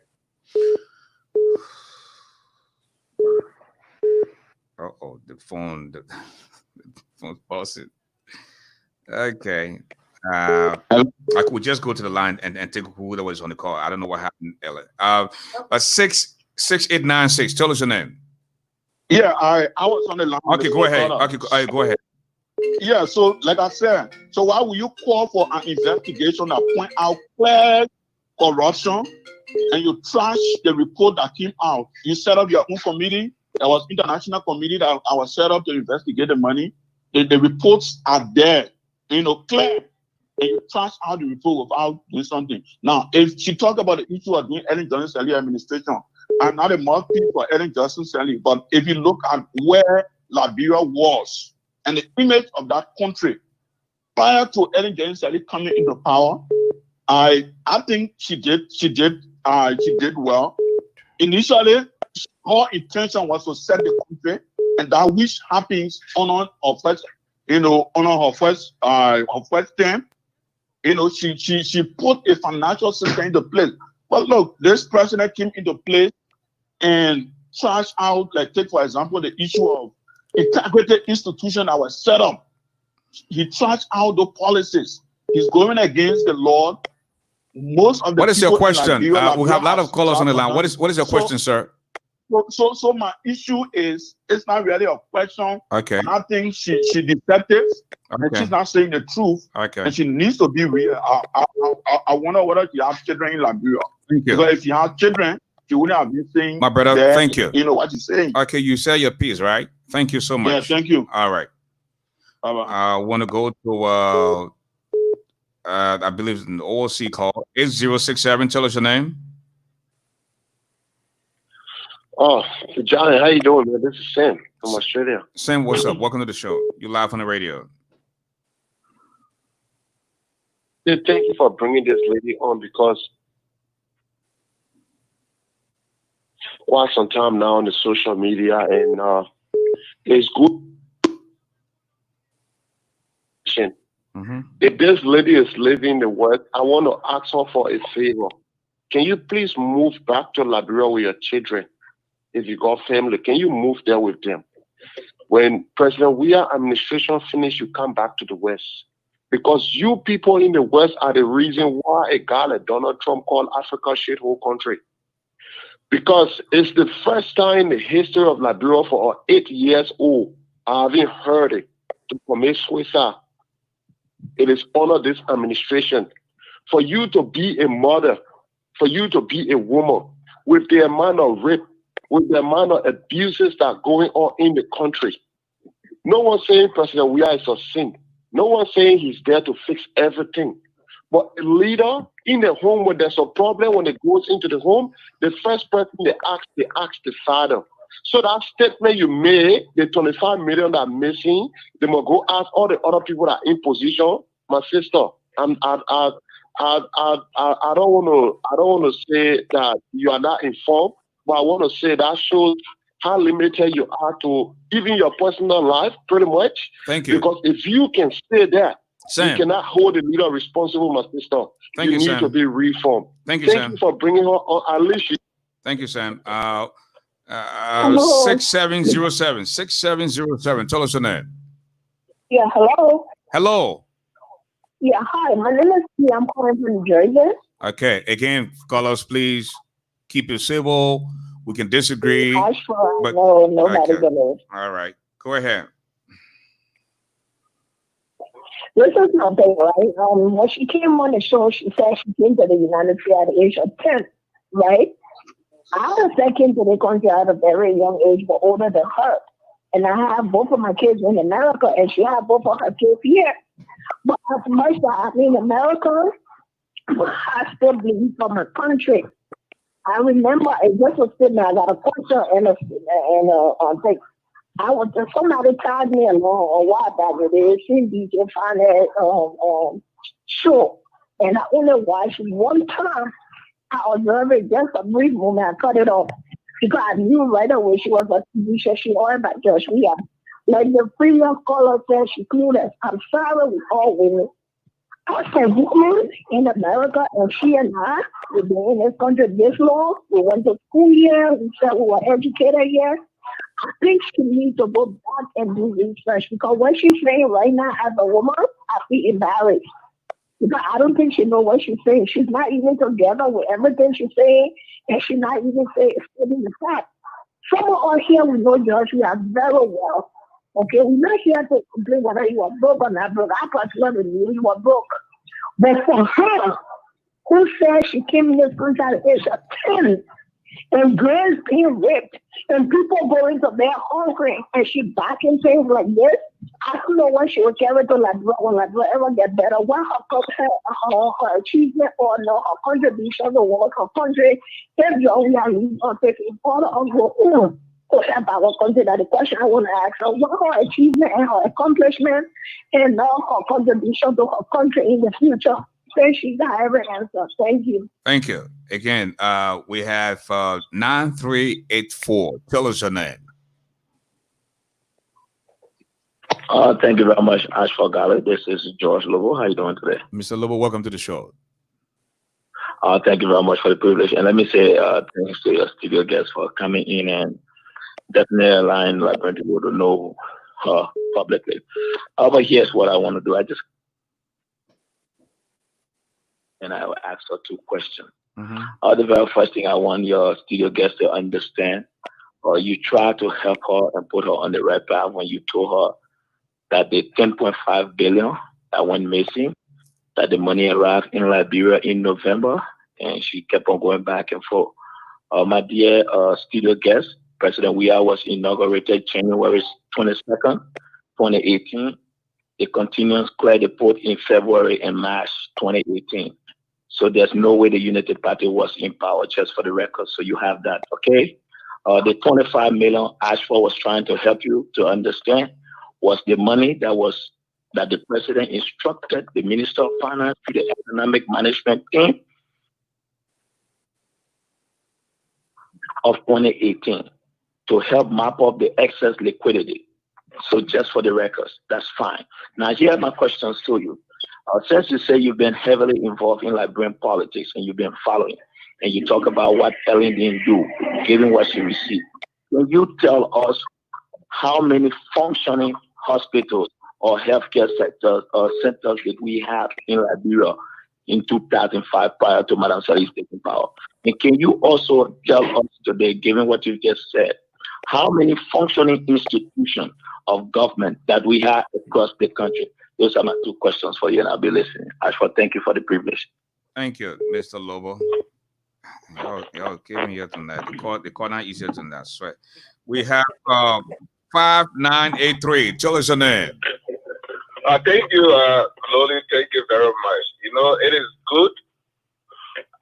I know for a fact that you are independent. You don't belong to any political party in Liberia. While me, you see, it is good sometimes to bring DJ and daughter to the public to defend what she sometimes say on her show. Oh, my sister, let me ask you a question. My question is like this. How many children do you have? How many children do you have if you are a mother? You see, oh, actually, the noise that you see another 3-year-old child. Hold on, Dodi. Listen, if you just joined the line, please mute your phone. Somebody is talking. I hear train out there. Please mute your phone. When it's time for you to speak, you can unmute your phone, please. Thank you. Go ahead, Dodi. You are a good child. Hello. Ben Brown. Hello. Hold on 1 minute. Somebody is speaking. Water. With hot water. And you see another child.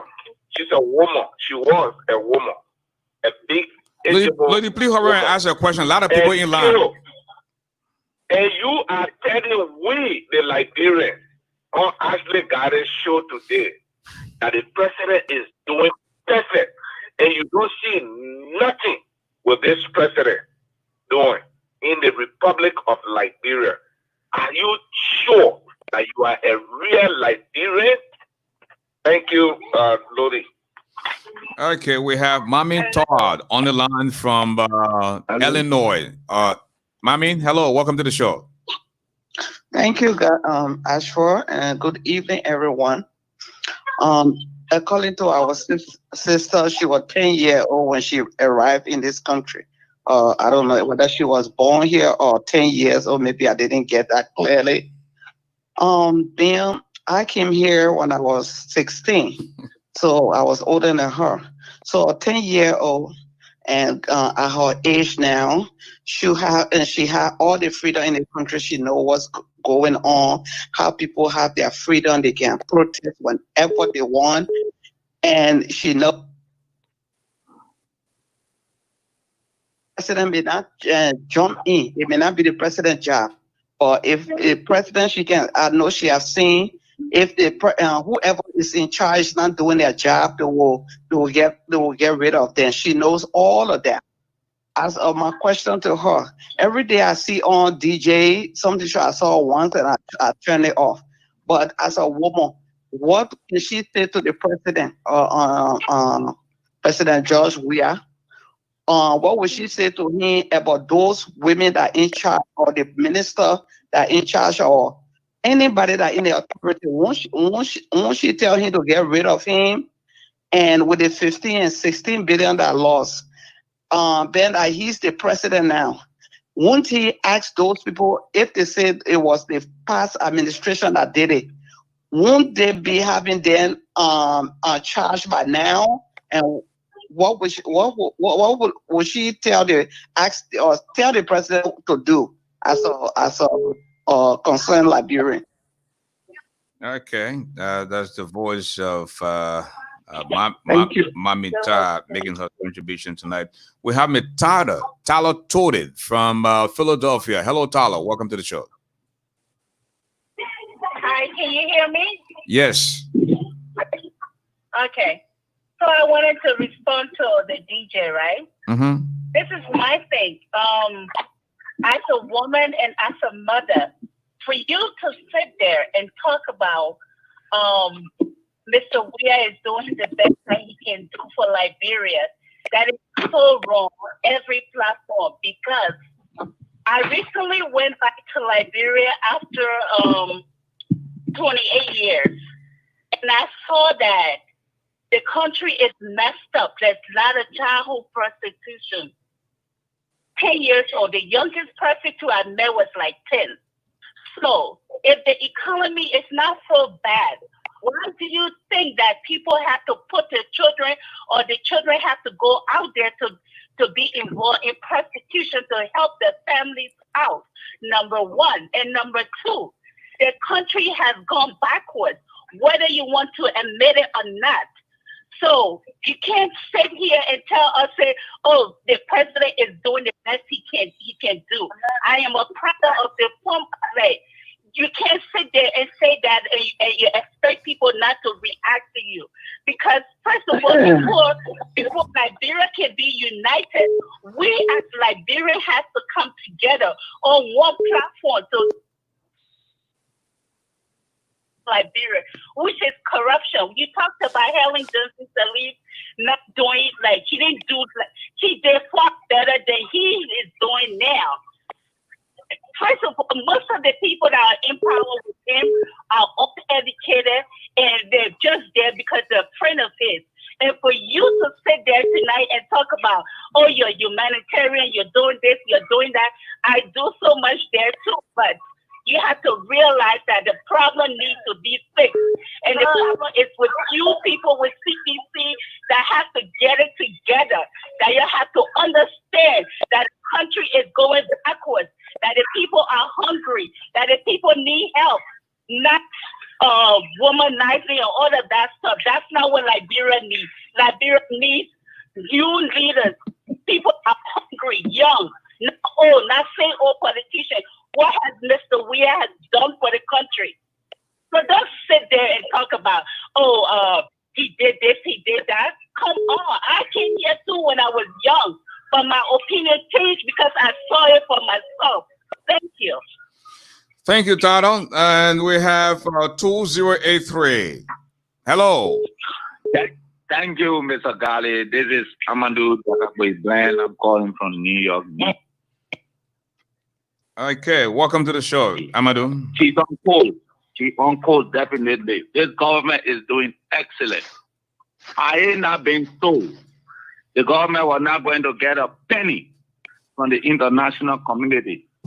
As you can recall, Mr. Garley, in a span of almost a month, this government received nearly $1 billion from the international community, even budget support. And all of you, look at the construction going on in the country.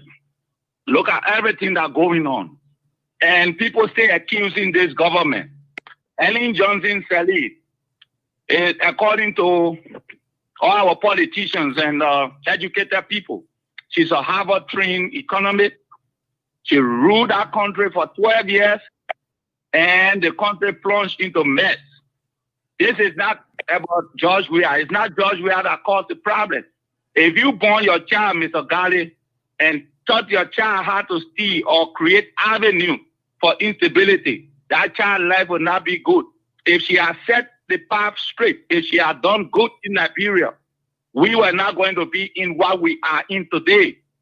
She's on audio, videos, and photos that she took some blame.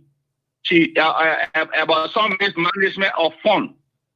And she led the country for 12 years, did not print money, only when she was about to step out of office. That in itself shows how evil they were. And this government requested the community was involved. There were a lot of discrepancy, about 16 billion. Even we got to know that the money was up to 18 billion, 0.5 billion, not even 60 as the election announced. And we are throwing that behind us. Evidences were there that they had some discrepancy. And today people still coming up and saying XYZ.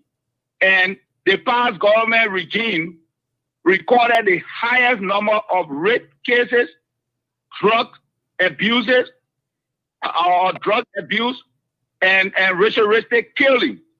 For example, Harry Greaves and others.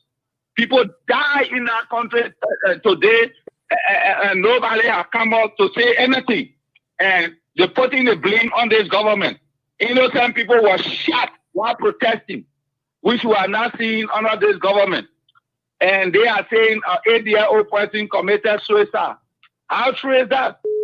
The government getting support from the international community. So all these things they are saying, if it was true, do you think the government are going to get a penny from the international community? Have they seen the construction of the Bushra Island Road that is being laid with reinforced concrete that will be subsequently cast with asphalt? Such construction are never done in the Republic of Liberia before. Are they seeing other things that are going up in the country? You see people criticize the government about building the military hospital that today helping COVID-19 cases. In fact, they went as far as saying that there's no COVID-19 case in Nigeria. Everything the government does this government is doing, they criticize it. We can't do this. We need to rally around this government no matter what and move the country's power. The hate is too much, Mr. Garley. The hate is too much. They blame the government for everything. And all what happening in Liberia today was caused by the past government. There's a justice system there, but they put all the blame on the government. You expect the president to investigate criminals? Then what will your justice minister do? What will your justice system do? You see? So the DJ or your guest is right on path. She hit all the nails right on the hammer, right on the nail. Thank you. Everything she says over there is the truth and is what happening over there. Thank you. All the politicians doing over there is criticize, no impact, no strategy, no contribution. And that's what happening, and we're tired with this. Thank you. Okay. So thank you, Mr. Garley. You're welcome. Okay, we have 6074. Tell us your name. Hello? 6074. Tell us your name. I need to get my charger real quick.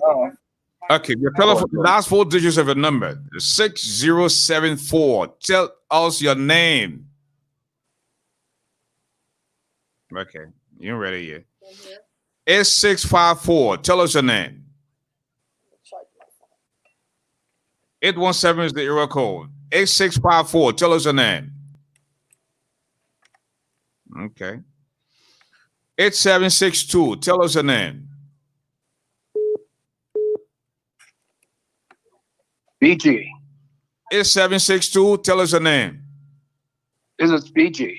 BJ, welcome to the show. You're live on the radio. Thank you.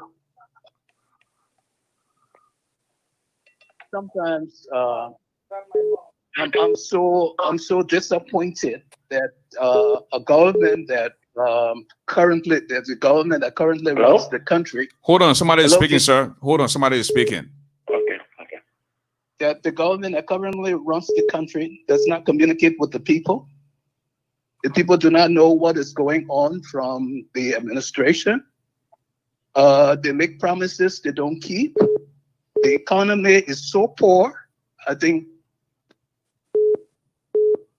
well, and I don't see how a young lady calling herself DJFYNEST can claim that there's no problem with the current administration. It's a disgrace, and sometimes you wonder. her something to be their representative here. So I'm so discouraged, and I look at her and I feel so sorry for her, because I think she has no idea what it takes to run the country, and she hasn't seen the suffering of her people. Thank you. I will hope that she will probably go back and reassess some of the things that are happening in Liberia. Thank you. Thank you. All right. We have 0065. Tell us your name. Yes, Ashford. My name is Amos, and I'm calling from Delaware. Hey, Amos, welcome to the show.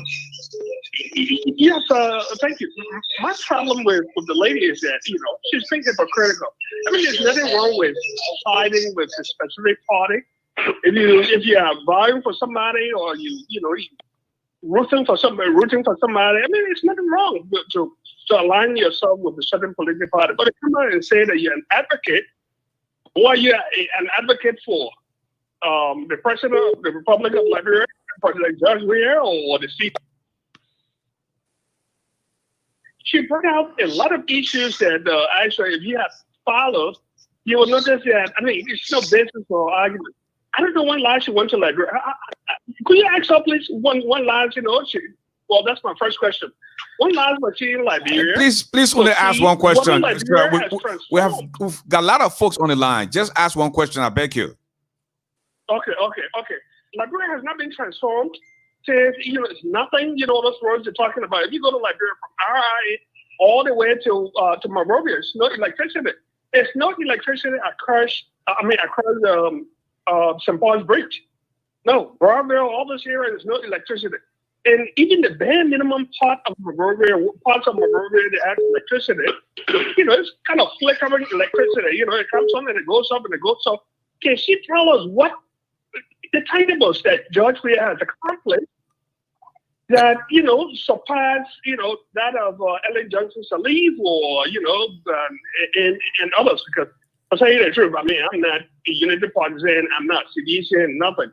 Thank you. I mean, I'm just straightforward. So please find out. Thank you. Okay. Thank you. We want to take a pause now. These callers can wait, and one Miss DJFYNEST to address the previous caller. So go ahead. Listen, those in queue, please mute your phone, okay? We'll get to you. Go ahead, DJFYNEST. I don't know if I remember all the questions. I mean, should have been taking notes. I mean, you're a journalist. Come on. Well, I thought you were taking notes and you were the host. That's my thing to do. That's yours. Okay. But anyways, I would like to say, number one, first of all, I'm not a spokeswoman. Okay. I'm not a spokeswoman for CDC. I've never claimed to be the spokeswoman for CDC. Hold on, DJ. Listen, gentlemen or ladies, please mute your phone. We're getting a horrible feedback. Okay. Thank you. Go ahead, DJFYNEST. So I was just saying that I'm not CDC spokeswoman. I don't work for the government. I am my own person. So most of the questions that you guys are asking, I just want you to be very clear about that. That I am not a representative of no government in Liberia. I'm not a representative of the CDC. So a lot of your questions you ask me, some I can answer and some of it I don't know because I'm not representing CDC. I don't know everything. But the first thing I would like to say to you guys, thank you guys, by the way, for the questions. I appreciate that. I did not come to the United States when I was 10. This just let me know all the Liberians that just came online, but the guy who spoke for the CDC government, every single one of you added your own to the story. This is why I don't think you guys are serious as Liberians, because just now you all added your own to the story. I never said I came to America when I was 10 years old. You added that just because I said I left Liberia when I was 10. You see how quickly the opposition, you guys can jump on people and you can just create lies, because I never said that, but you guys were running with that. All right. So I never came here when I was 10. I went to Ghana when I was 10. I moved to the United States when I was 21, not 10 years old. So I lived in Africa most of my adult life. I mean, my adult, growing up, my adult life. And I've been here since I was 21. Now, when people saying that, oh, the problems in Liberia right now, oh, look at the rape cases. Let's talk about rape cases in Liberia. All right. The gentleman said, which is true. Oppositions, I realize all you guys want to do is argue, but you don't want to state the facts or you don't want to accept the facts. The fact here is Liberia had more rape cases when Salif was in power than today, and that's just the fact. But you see, we can go back and forth with people that are not willing to be civil. You know, we can do that. So with me, I just tell you guys the truth. Whether you like it or not, I'm telling you what is factual.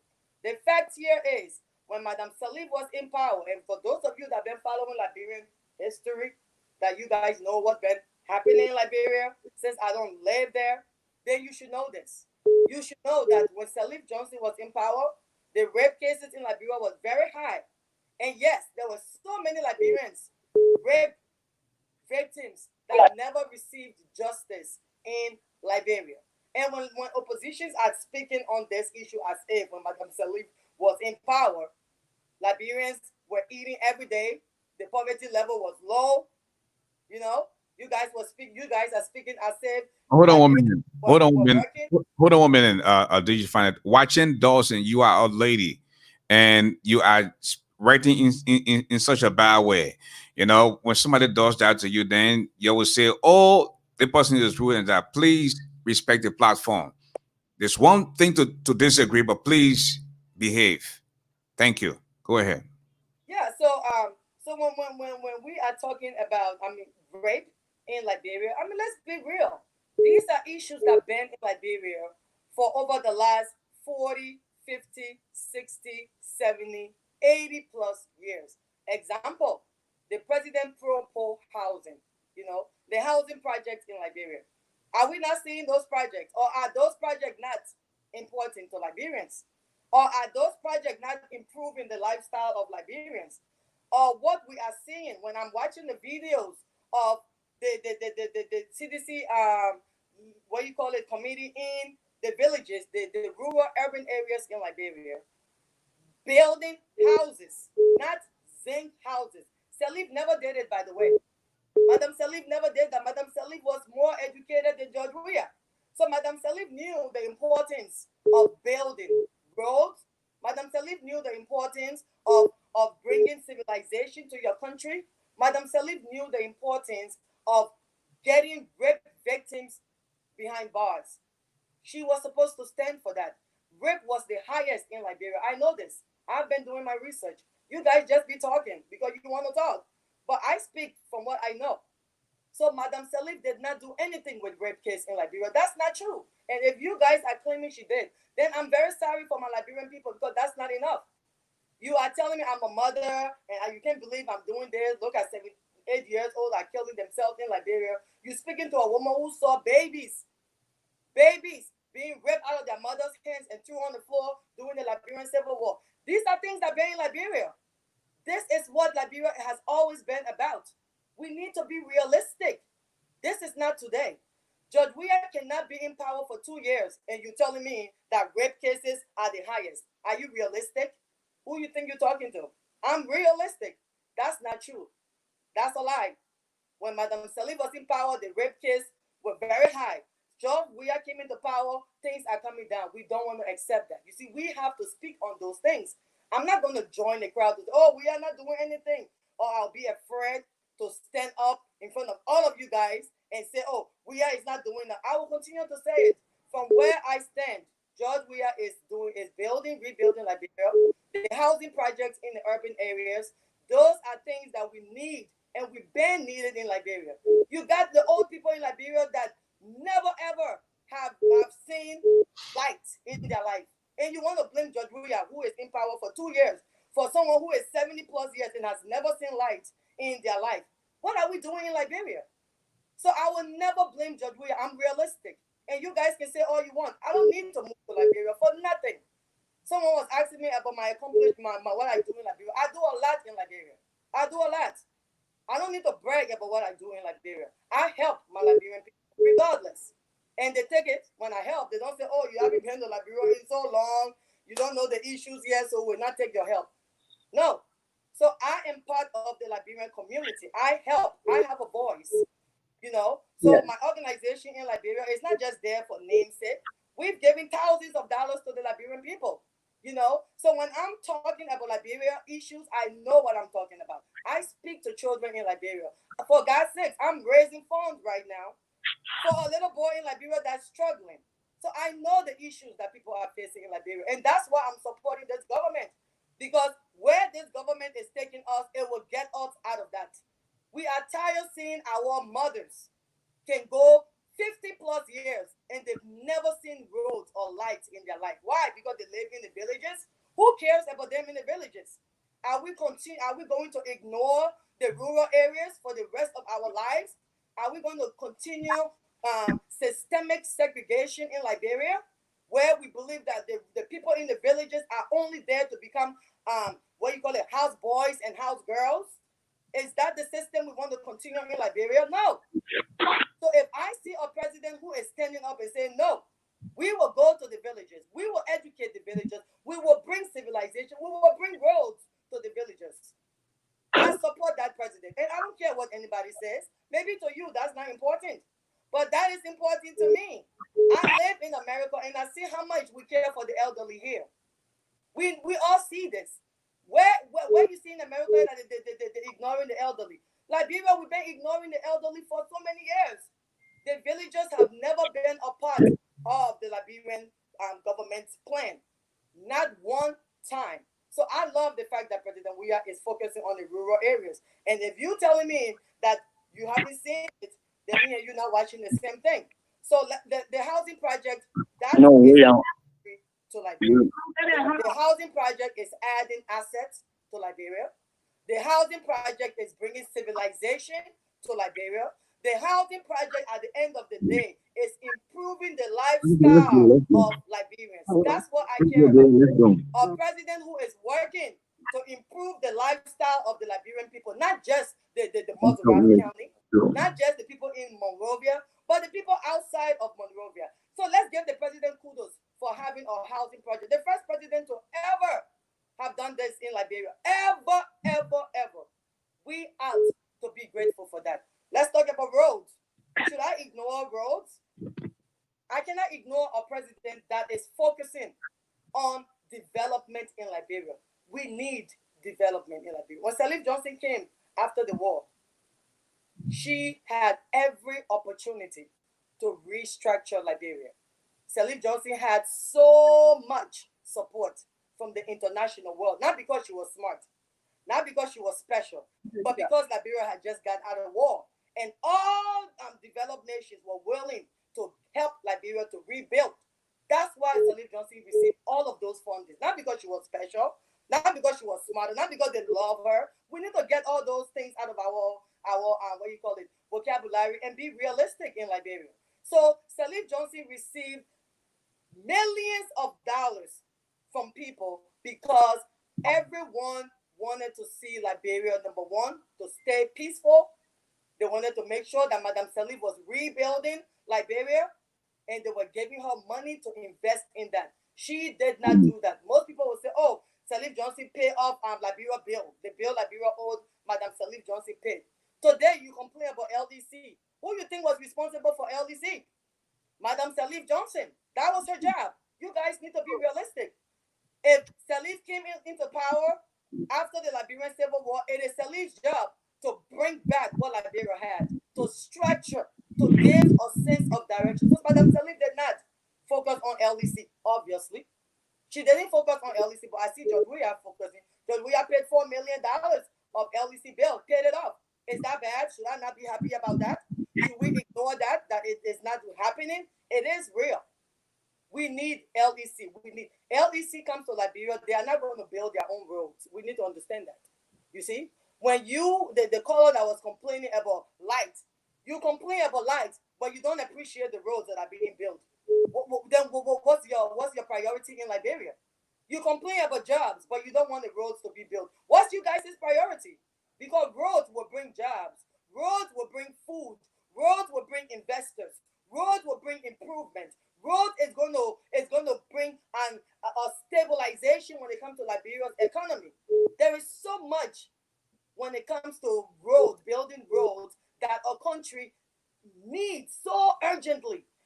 we Liberians to overlook the development, the level of development that this president is bringing into Liberia? When you know fully well that this development was never there before. I don't need to live in Liberia to know that Salif Johnson did not help to read, she did not complete the military hospital. Did she complete the military hospital? No. I don't need to be in Liberia to know that Liberians still couldn't afford their education. I don't need to be in Liberia to know that when Madam Salif Johnson was in power, the graduation rate in Liberia was 0%. 0%. Liberians were barely graduating. All of them failed. You telling me Madam Salif did something? But yet you guys, all the white sect, every single one of them failed. 0%. Do we know this? I know it.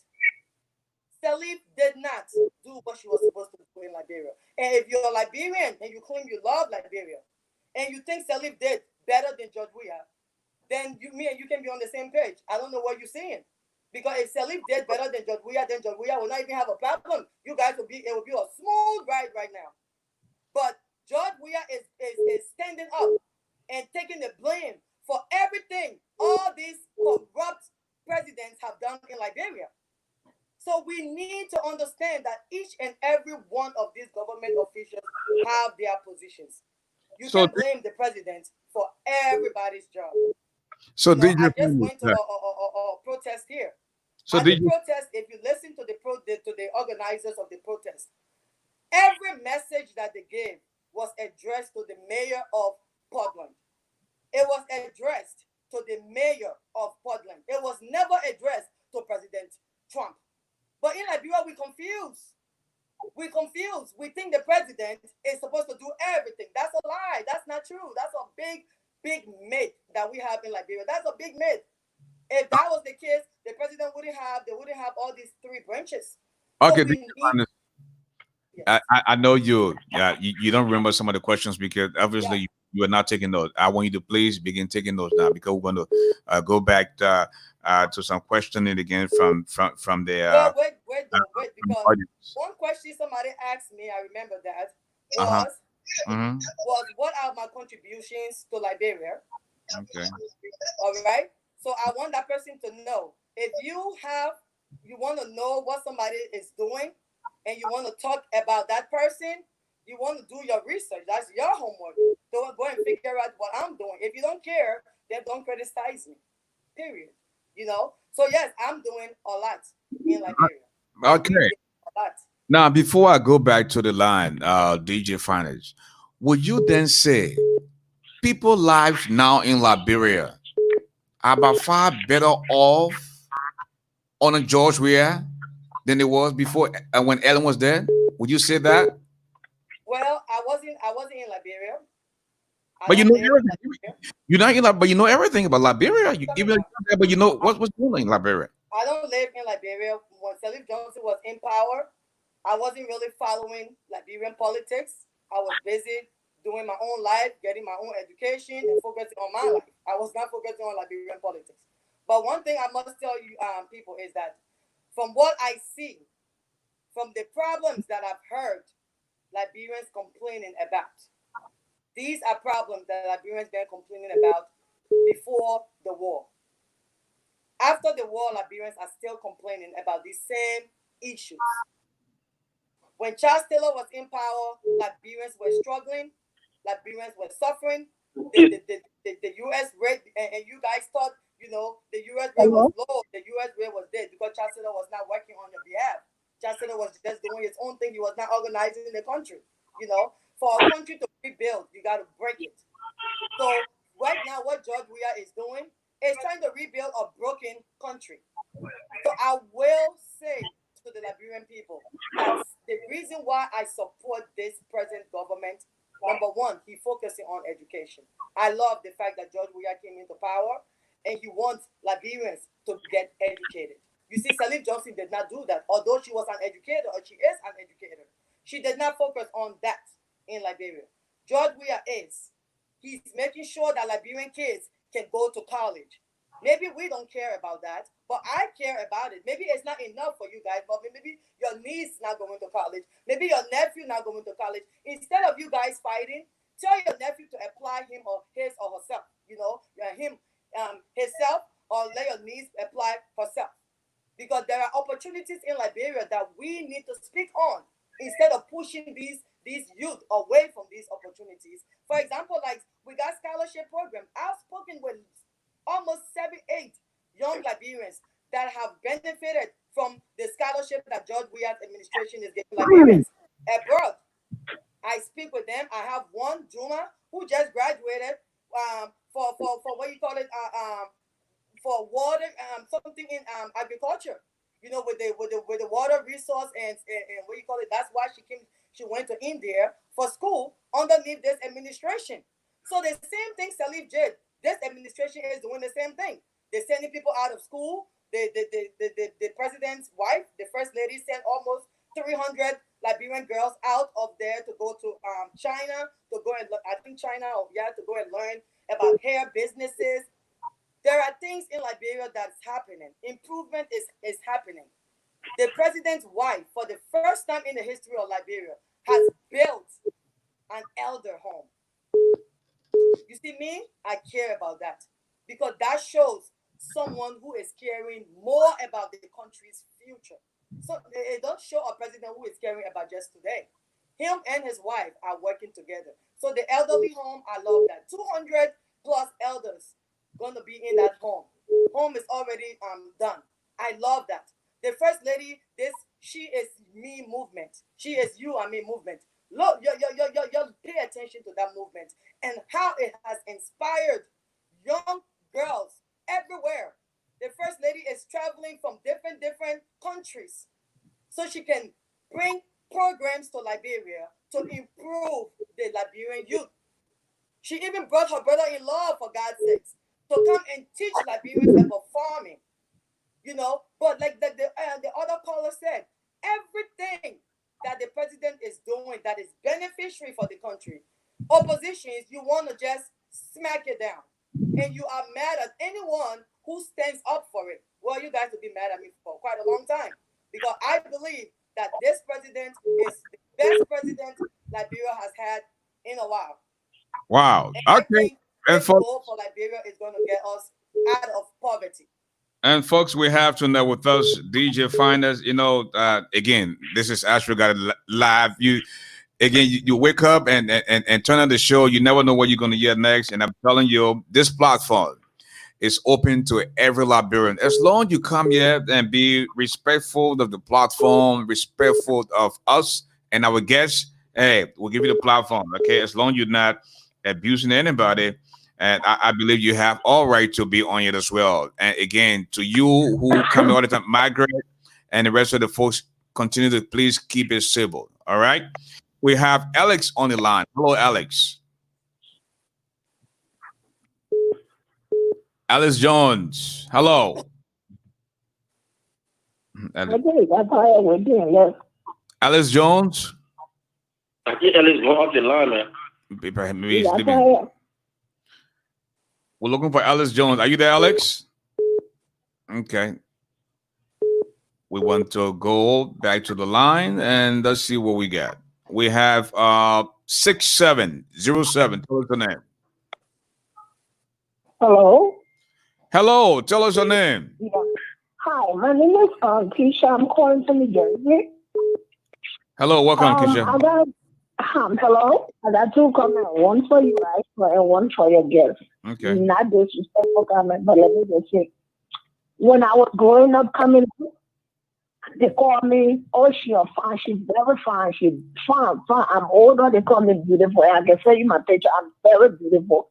I think that DJFYNEST, her beauty or her look getting to her because she's missing the whole point. All day she's just flipping her head. And one more thing, I swear next time if you're going to get your guest, no disrespect, just advice for you. All these people that are on social media, not because they got platforms that really inclined with information. You should pick your guests very carefully. And again, I feel like it was a waste of my time to listen to it. They're not even getting to her point. Okay, she needs to do more research. I'm sorry, no disrespect, but she's not well inclined at all. I think the whole CDC government hope on phonics. All of y'all hope on phonics. Y'all need to go back to school because y'all don't know what you'll be saying and nothing connected to what you say. Thank you. And again, just before you drop the line, okay? I've been doing this for quite some time now. I don't think I need you to tell me who to invite and who not to invite. This is my platform. I can do whatever the hell I want to do, and you have nothing to do with it. Okay? Thank you. Okay, let's go back to we're gonna take a few more calls, and then we'll call this a night because we're way over our time tonight.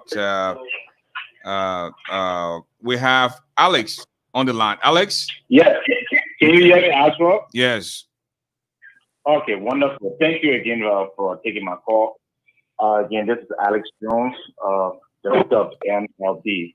Again, Mr. Garley, I must tell you, I really appreciate the fact that you are bringing a diverse group of guests with different backgrounds, and especially bringing some non-politicians on your platform so that people can relate. So I really appreciate that. To DJFYNEST, I must say that you are a star. This is a platform that is, in many ways, it's tough. I don't think Cummings have been on this platform. I don't think DeLong has been on the platform. And for you to come on this platform and display yourself, quite intelligently, I must say you're doing a very good job. Yes, you may not have all of the facts. You clearly stated that you are not Josh Rea's spokesman. You're giving things from your own perspective, just like anybody who's in Liberia. And I think somebody made a comment on that you should go to Liberia. I think there's not people in Liberia who support Josh Rea. But yes, the crowd of my questions and concerns. Okay. Mother Ellie Johnson Sirleaf supported Josh Rea against her own party. She did not see fit in Joseph Boycott. That speaks volume. Okay. Mr. Henry Costa, during the first few months of Josh Rea, insulted Liberian people, telling them they're stupid people for not supporting Josh Rea. And Josh Rea has the world to offer to them. None of these people here on this platform today have anything to say about those things. The president of Liberia, in the presence of Ellen Johnson Sirleaf, supported this man. Okay? We have people who have come on this show, including Ava Tokba yesterday, that supported Josh Rea for 12 years in opposition. And today, because of politics, people are changing. For some of you and me who are not politicians, it's important for everybody to have a voice in Liberia and to respect people's voice, because the politicians that they're behind, they feel us and they're feeling us. And as you rightly stated, before Josh Rea came to Liberia, there was corruption, there was nepotism, all right, there was say that Josh Rea is doing excellent, and I think we made that very point clear. But the disrespect today is out of proportion. People have to respect each other. Yes, my question to you, Madam DJFYNEST. Again, like I said, thank you for coming and showing the privilege. Many of them can't do it, and you have the courage. Many of our politicians cannot come on this platform and occupy them. So my question here is, I know you are involved in some charity, raising money for a little baby. Could you care to elaborate on some of those charitable work you continue to do, and some of the other things you've done in the past to help Liberia, your country? Thank you very much. And thank you, Mr. Ashford Garley, for your Okay, thank you. Want to go to Hassan? Hassan, hello. Hey, Ashford, how are you? Good, my brother. Yeah. First of all, before I go continue, this lady who was on before this gentleman was showing an attitude of elitism towards this lady. This lady, and she have a show, she come on, all she wants to do to see Liberia and become a better place. We're talking about development, and I'm just going to buttress what she's saying. Compared to the 12 years, and compared to the 2 years and some months, I don't know any logical person in this world will compare that to say that and between Ellen and George Weah. Can't you see Liberia? Can't you see that we don't have a fitting hospital? Nothing, good roads, nothing for 12 years with all the donor money. Liberia was a case in the whole world that the world was and poured money into Liberia. And Ellen and his and people make Liberia Monrovia as Liberia. So when you in Monrovia and then you have some NGO job, well, unbailed money and things, you think Liberia was better? No, it was not better. Liberia is not Monrovia. People in Bumi, Kipman, Lofa, all these places. Let's look beyond Monrovia. People suffering in Liberia under that government. People just think because you have one or two family in Monrovia and under my Ellen, they think Liberia is better. No, no. We know Liberia before the war. Liberia is not better. That's all she's saying. Don't compare it to this 2.5 year and government who still getting themselves together to know that this government meant a country that in a whole nothing was going on in Liberia. So for this other lady to come on and say this lady don't know what she's talking about, this lady get on and or show every day, every single day to promote peace and talk about the good thing that's going on in this country right now. And some of the good things that are going on in this country, just look at the military hospital. This is where people go with they have this COVID-19. That military hospital, that's where a lot of people go. It's a good thing. Because let me tell you one thing, traditional hospital is not made for pandemic. Even in the United States that we live in, you see how traditional hospital is overflow with patients. You can go for just a simple and test hospital and come out with the coronavirus because it's not built for that. But the hospital, the military hospital is helping.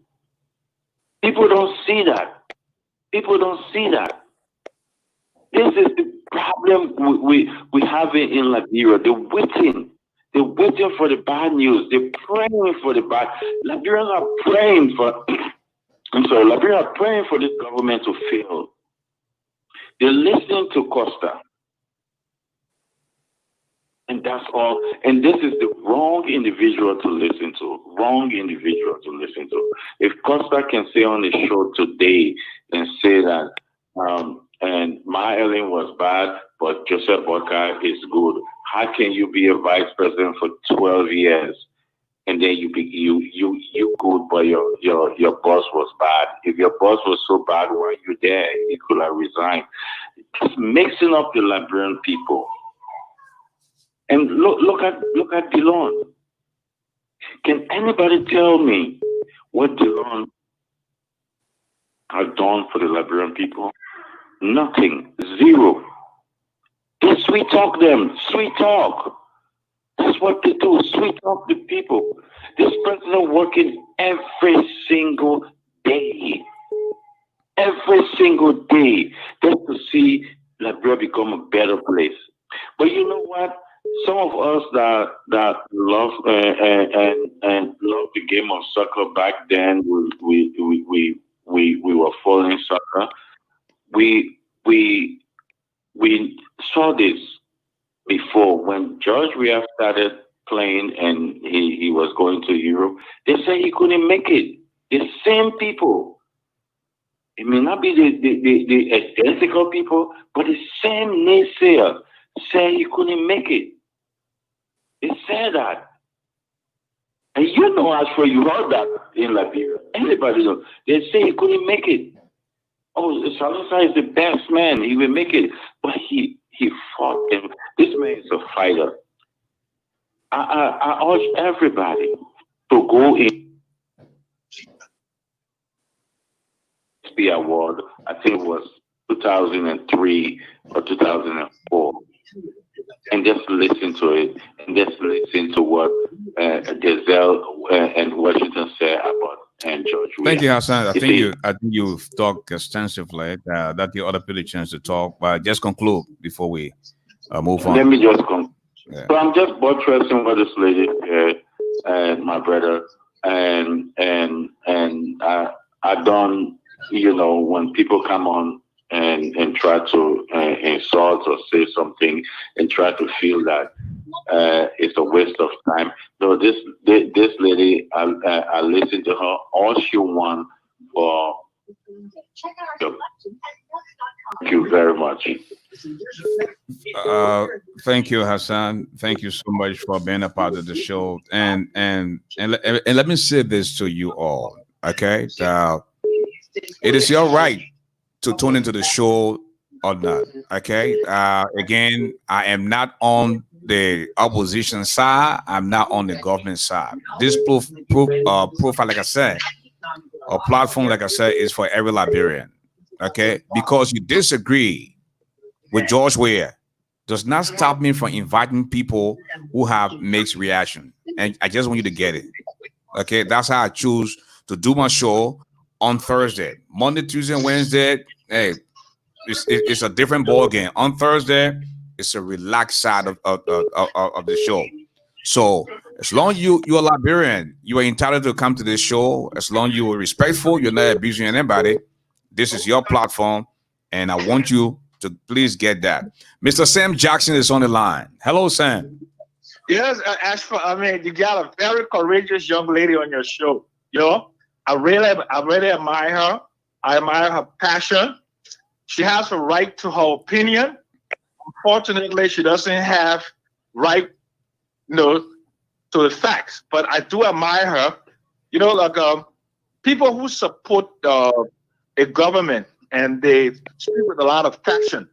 I mean, in absence of data to say that, you know, like in 2017, this is where we were in terms of healthcare. This is what George Weah has done. It's okay. So many pregnant women are delivered to this hospital. Okay, let's look at in terms of our GDP.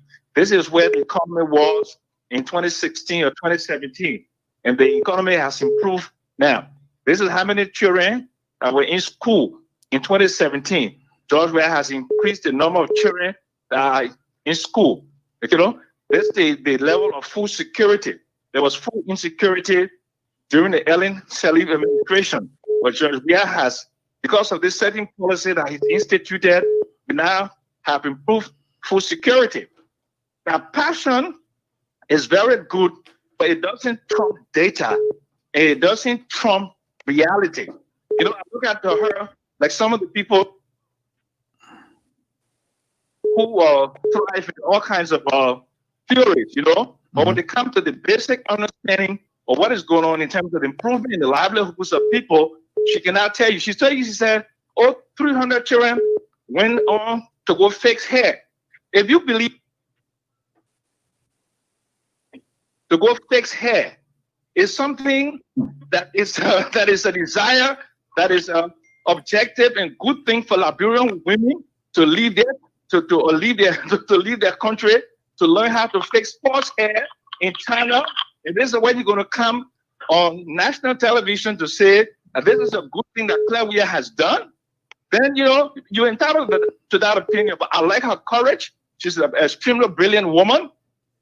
When she's faced with the facts one of these days, I'm sure she will come to the right decision. But I hope the next time when somebody with such passion is coming, and I'm not going to tell you how to run your show, but we should have somebody to come to her, because when you allow this kind of propaganda to be propagated, it undermines the efficiency of what you're trying to accomplish by giving credible information to your guests. I want to thank you very much, sister. I love you. God bless you. And I'm very much proud of you. Thank you so much. Bye-bye. That's Sam Jackson, and I'm pretty sure somebody else might disagree with what you just said, Sam. And at this time, let's see. Again, we okay. Finest, come in and respond. Before you do that, we have the Connor on the line. Hello, Connor. Hey, Ash, I mean, I almost say Ashley, you know, the crew always miss you. And Ashford the Giant. Yes, sir. What's going on tonight, my brother? Not bad, buddy. This is Conor Gray, of course. Mm-hmm. Calling from Minnesota. I think Miss Kona Hall or Mrs. Kona Hall or DJFYNEST. Sometimes, you know, it's always important to be bold and change the trajectory of the adequately, even when some of us were facilitating the peace conference, the many conferences that brought lasting peace to Liberia. Our ability to listen to, or you know, divergence of view is something that probably that's the culture of our country.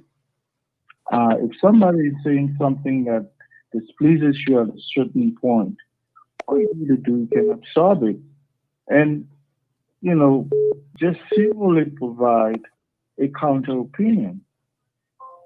I don't see any reason why people should describe the humanity of this lady. DJFYNEST was in the studio with me maybe a week ago, and we had a civil conversation. That is what is missing in our Liberian psyche. We always think that even when people talk slowly to put their points across, Liberians are easily bored because even if you give more action and don't say a word, they'll be there 2 hours watching you, just gesticulating. We don't have the ability to listen and you know, sort of digest exactly what the other person is saying. We all may not be supporting this government, but we need divergence of opinion. And I think the lady brings that divergence of opinion. As the previous caller said, somebody has listened too long to others who are there distorting their own mentality. And sometimes you don't have a uniformity or individualism. This is why when you go into organization, everybody follows one person. When you disagree with that trajectory, just like dog or chicken, you know, the hen moving along with the baby chicks. People tend to like, you've done the worst thing in life. Why must you disagree with the leader? You understand? And Liberians will need to pause if we're going to democracy. I think she has, you know, rights to opinion. And she's doing a fine job. I'm listening to her. I may not be a George Weah supporter, but I like discourse.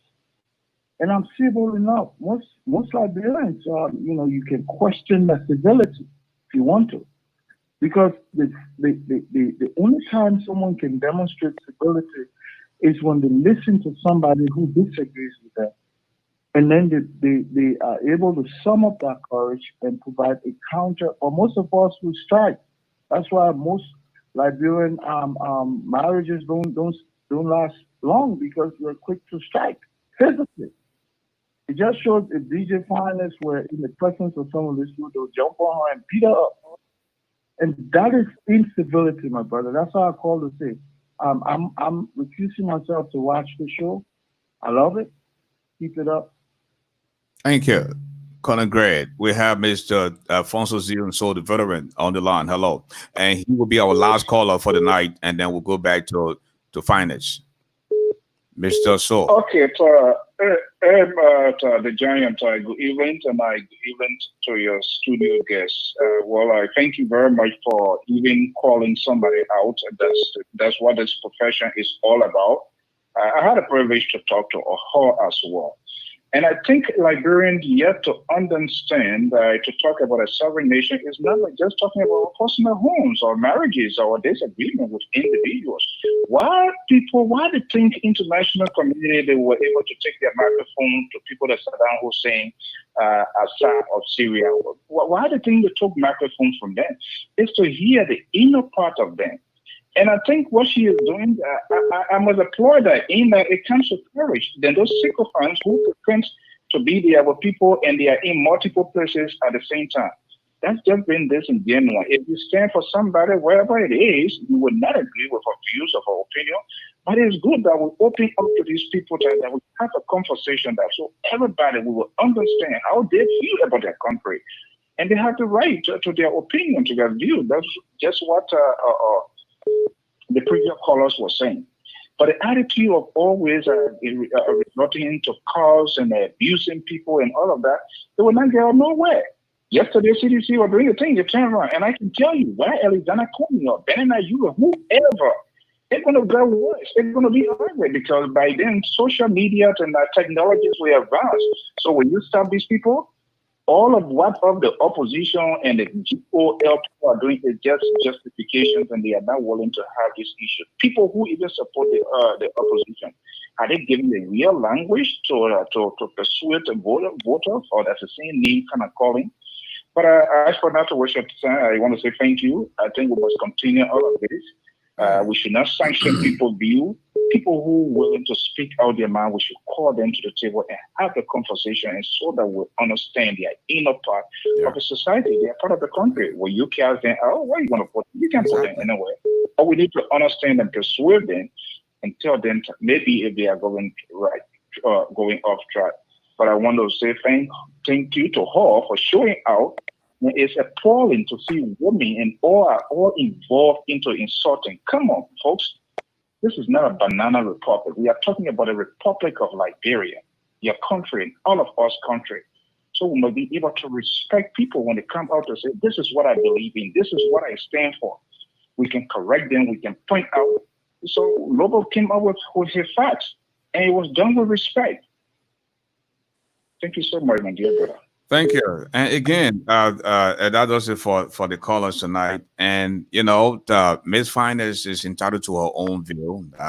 Perhaps when she visits Liberia someday, she will actually see what is going on in Liberia. Maybe she will sit back and say, you know what I said in the past perhaps was not the truth. Okay. I'm not going to ban anybody from coming to the show. If you disagree with her, you want to set time to come on the show, you're welcome. And this is what we're going to do going forward. Again, this show is available to every Liberian. Okay, and we can just sit down here and bash George Weah, and when you bash George Weah, you abuse George Weah, then it makes your day feel good. But then if it happens the other way around, then you tend to say, oh, why did you bring her on your show? And blah, blah, blah. I don't think it's fair for Liberia, and I don't think it's fair for the people of Liberia. As long as you're Liberian, that you come on the show, you stay respectful, you will have all the time in the world. We'll give you some time to answer the questions, and when we can call it a night, DJFYNEST. Okay, thank you guys for the support. I appreciate that, and I want to answer the fellow who was complaining about who actually thought I should be embarrassed to be proud of the First Lady sending, 300 Liberians, I think it was 250 Liberians, to go and learn about, the hair trade in China. How can we say that when Liberians wear the most Chinese hair I've ever seen? Look, we wear China products in Liberia every day. We wear weaves every day, So when you have the First Lady thinking about bringing the job to Liberia, we want jobs. So by her sending those guys to go and learn about the trade and bringing it to Liberia, they can learn it in Liberia. Nobody's there to teach them. They have to leave Liberia to learn it. So if they leave their country to go and learn something and come back to Liberia, we can undermine anything at all that will bring progression to our nation. We cannot. So we can laugh and say, oh, like hair, fixing business, you'll be proud. You kidding me? You see this is where we stand. Yes, I will be proud of that. I'll be proud even if she sent someone to go and pick up to learn how to do recycling, because these are things that we need in Liberia. So I believe that the first lady, that step she took to get people out there to learn about the hair trade, this has a lot to do with women's rights. She's fighting for women. She wants women to work in Liberia, and she wants to bring that job in Liberia, and she wants Liberians to not spend their money in China, but to rather spend it in Liberia. That's what I got out of it. Okay. Now, Mr. Jones says something. So I have an organization in Liberia called Let Them Say Africa. This organization has been there for almost 2 years. We're going on 3 years. And the first thing we did when I started Let Them Say Africa, Let Them Say Liberia, we did a challenge. And the first challenge was for the underground artists. That's where my DJ side kicks in. I work with underground. I work with the upcoming artists. I work with a lot of youth. Let Them Say Liberia is, if I'm not mistaken, from what I've heard, the one of the very few Liberian organizations that actually pay their employees. So people don't work for me in Liberia for free, because I don't believe that. I believe Liberians deserve to be paid. And I believe that Liberians abroad, if we have Liberians in Liberia doing our projects for us, we have to put them on payrolls if we want to show them respect and we want to give jobs to them. So that's the first thing Let Them Say Liberia. And all the guys I work with, they told me that, wow, you're the first person I ever even offered to say you guys will be on payroll in Liberia. So that's the first thing, number one. We put our people on payroll. Nobody works for us for free at all. Number two, and we don't just pay them and just $50, $20. No, we actually pay our people some good money, because I believe in, empowering the youth. So that's our way to empower the youth, is we got to give them job or sense of direction. And that's what I do in Liberia. I work with youth and we give them something to do. The same thing I started here years back. I was the first Liberian in Oregon to come up with a youth program in the Liberian community, which was one of the most difficult things to do, because like the youth were already fighting among each other. They didn't like each other because of the parents were arguing among. So it was so hard for me to do that, but I did it. And you know what? At the end of the day, it broke apart because of Liberians' hate, because of the way Liberians like to undermine what other people doing. That's part of the reason why I broke out of my Liberian community, and I rather work with other people, because I like people that are serious.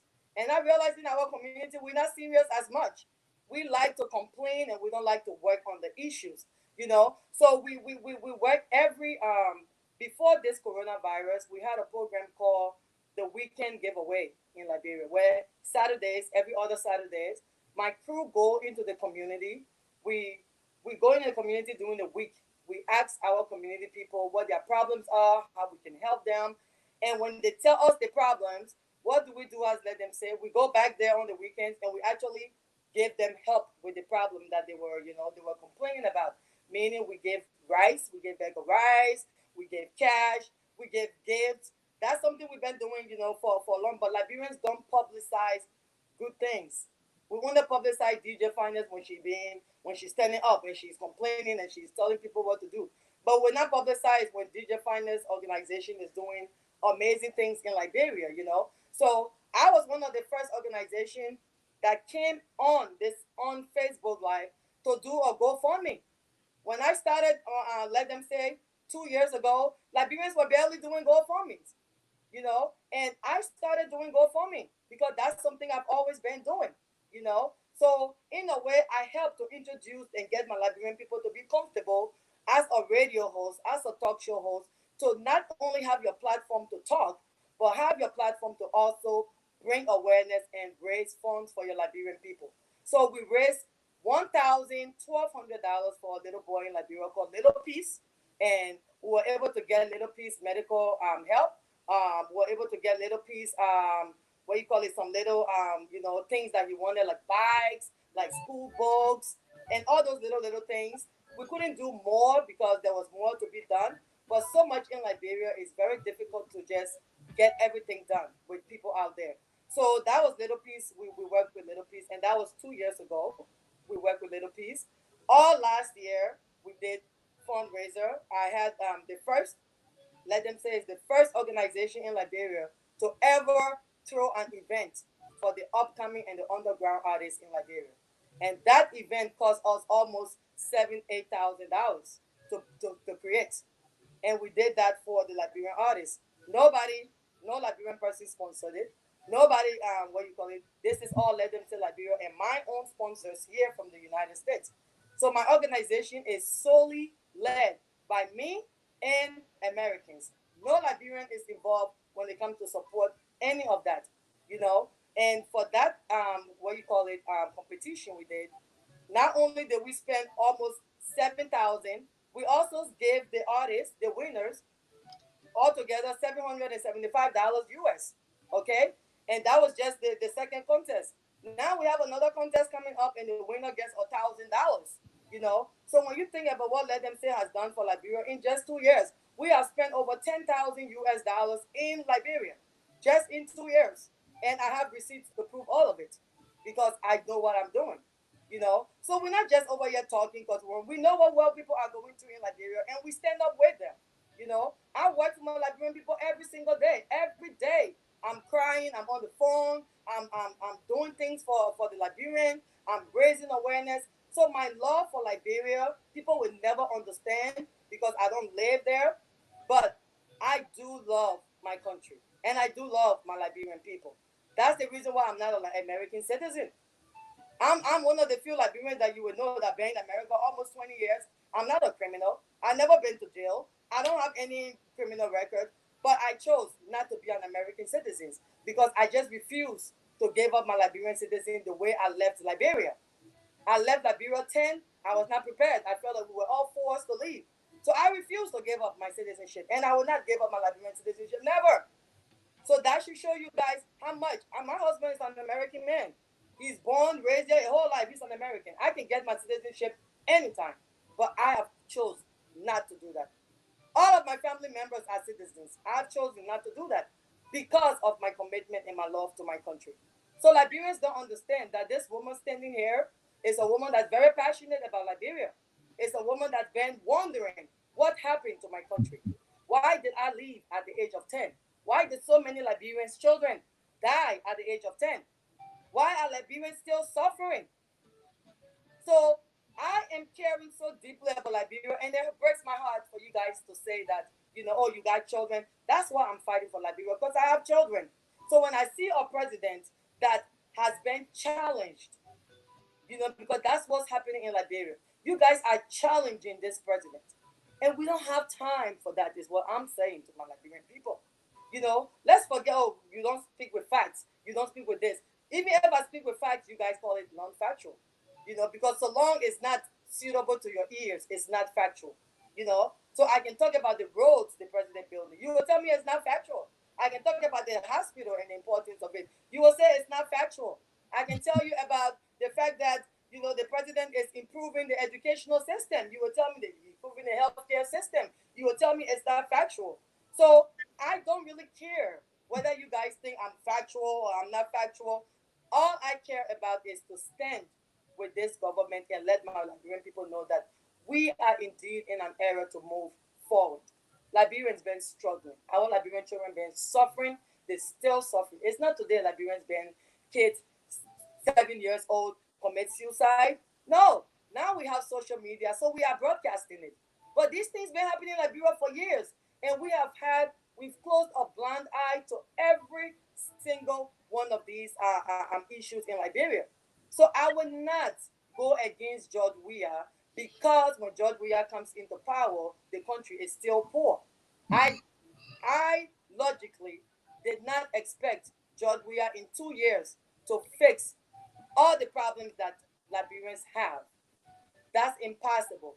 But I do expect George Weah in the next 5, 6 years to work on bringing a war crime courts like we Liberians we want, because we do need that. But it's just not time for that, you know. So I see a president who has prioritized his projects, and where I see we are heading, I see George we are heading to bringing civilization to Liberia. Liberians abroad, We have civilization. We live with civilization. Our children go to school. Our children eat. Our children don't have to pay school fees when they go into public schools. You know, we got good health care. Even if it's bad, it's still doable. You know, we got jobs. We can go to work. How we think all these things are happening in America? How we think America rebuilt? America built by roads. Every country, the first step to development is building roads. And when we're in Liberia and we are complaining about development, we are complaining about jobs, but yet we think roads are not important, then we are not prioritizing our what you call it, lives in Liberia. So I care for the Liberian people. The Liberian children are my concern. You know, I love the Liberian kids. That's why I stand. DJFYNEST. Again, want to say thank you for taking the time of the busy schedule just to form part of the show tonight. We're hoping this is not going to be your last time. And again, I'm a very stubborn guy. You can tell me how to run my show. I mean, that's just me.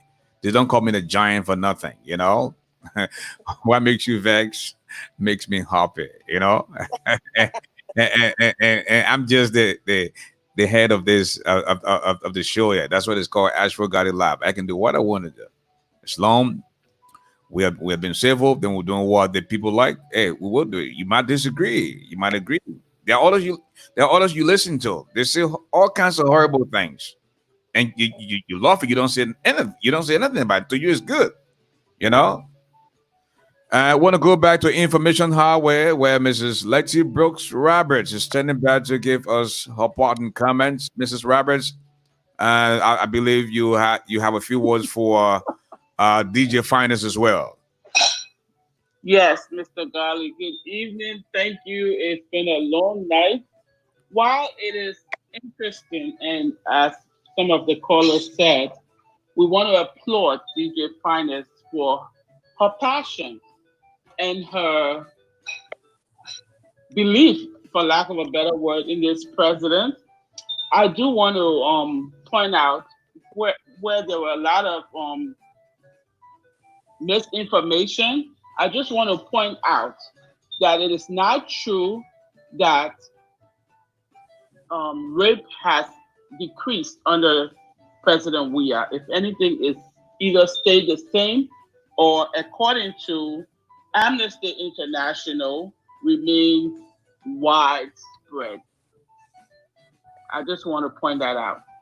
But again, I applaud her passion, and if we all could have passion like this for whatever issue we believe in, this world will be a better place. So I have talked to you as a host that the past 2 weeks we've had all gentlemen, and I wanted to have a lady here.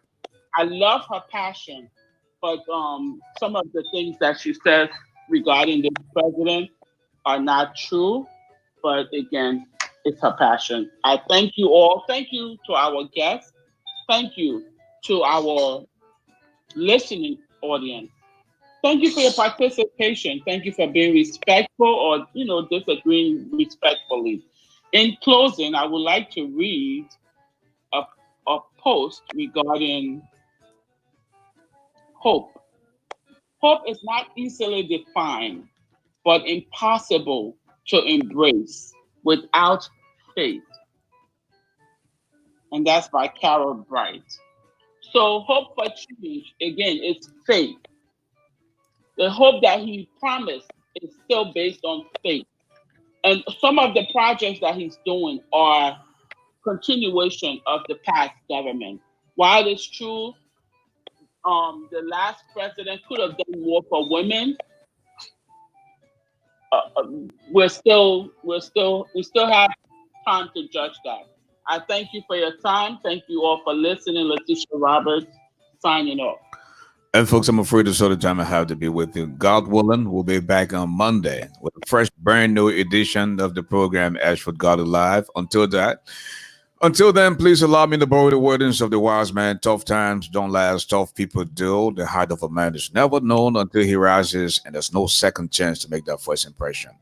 Don't see okra and swallow bone because you can't hide your nakedness from bathing bucket. When God bless you, don't see the medicine. Don't see okra and swallow bone again because when white men know you friend black man. This has been yours truly, the voice of Liberia, the microphone medicine. Just took by ye get zebon blow that. I just cool me that now you know me, Garley. Have a good night.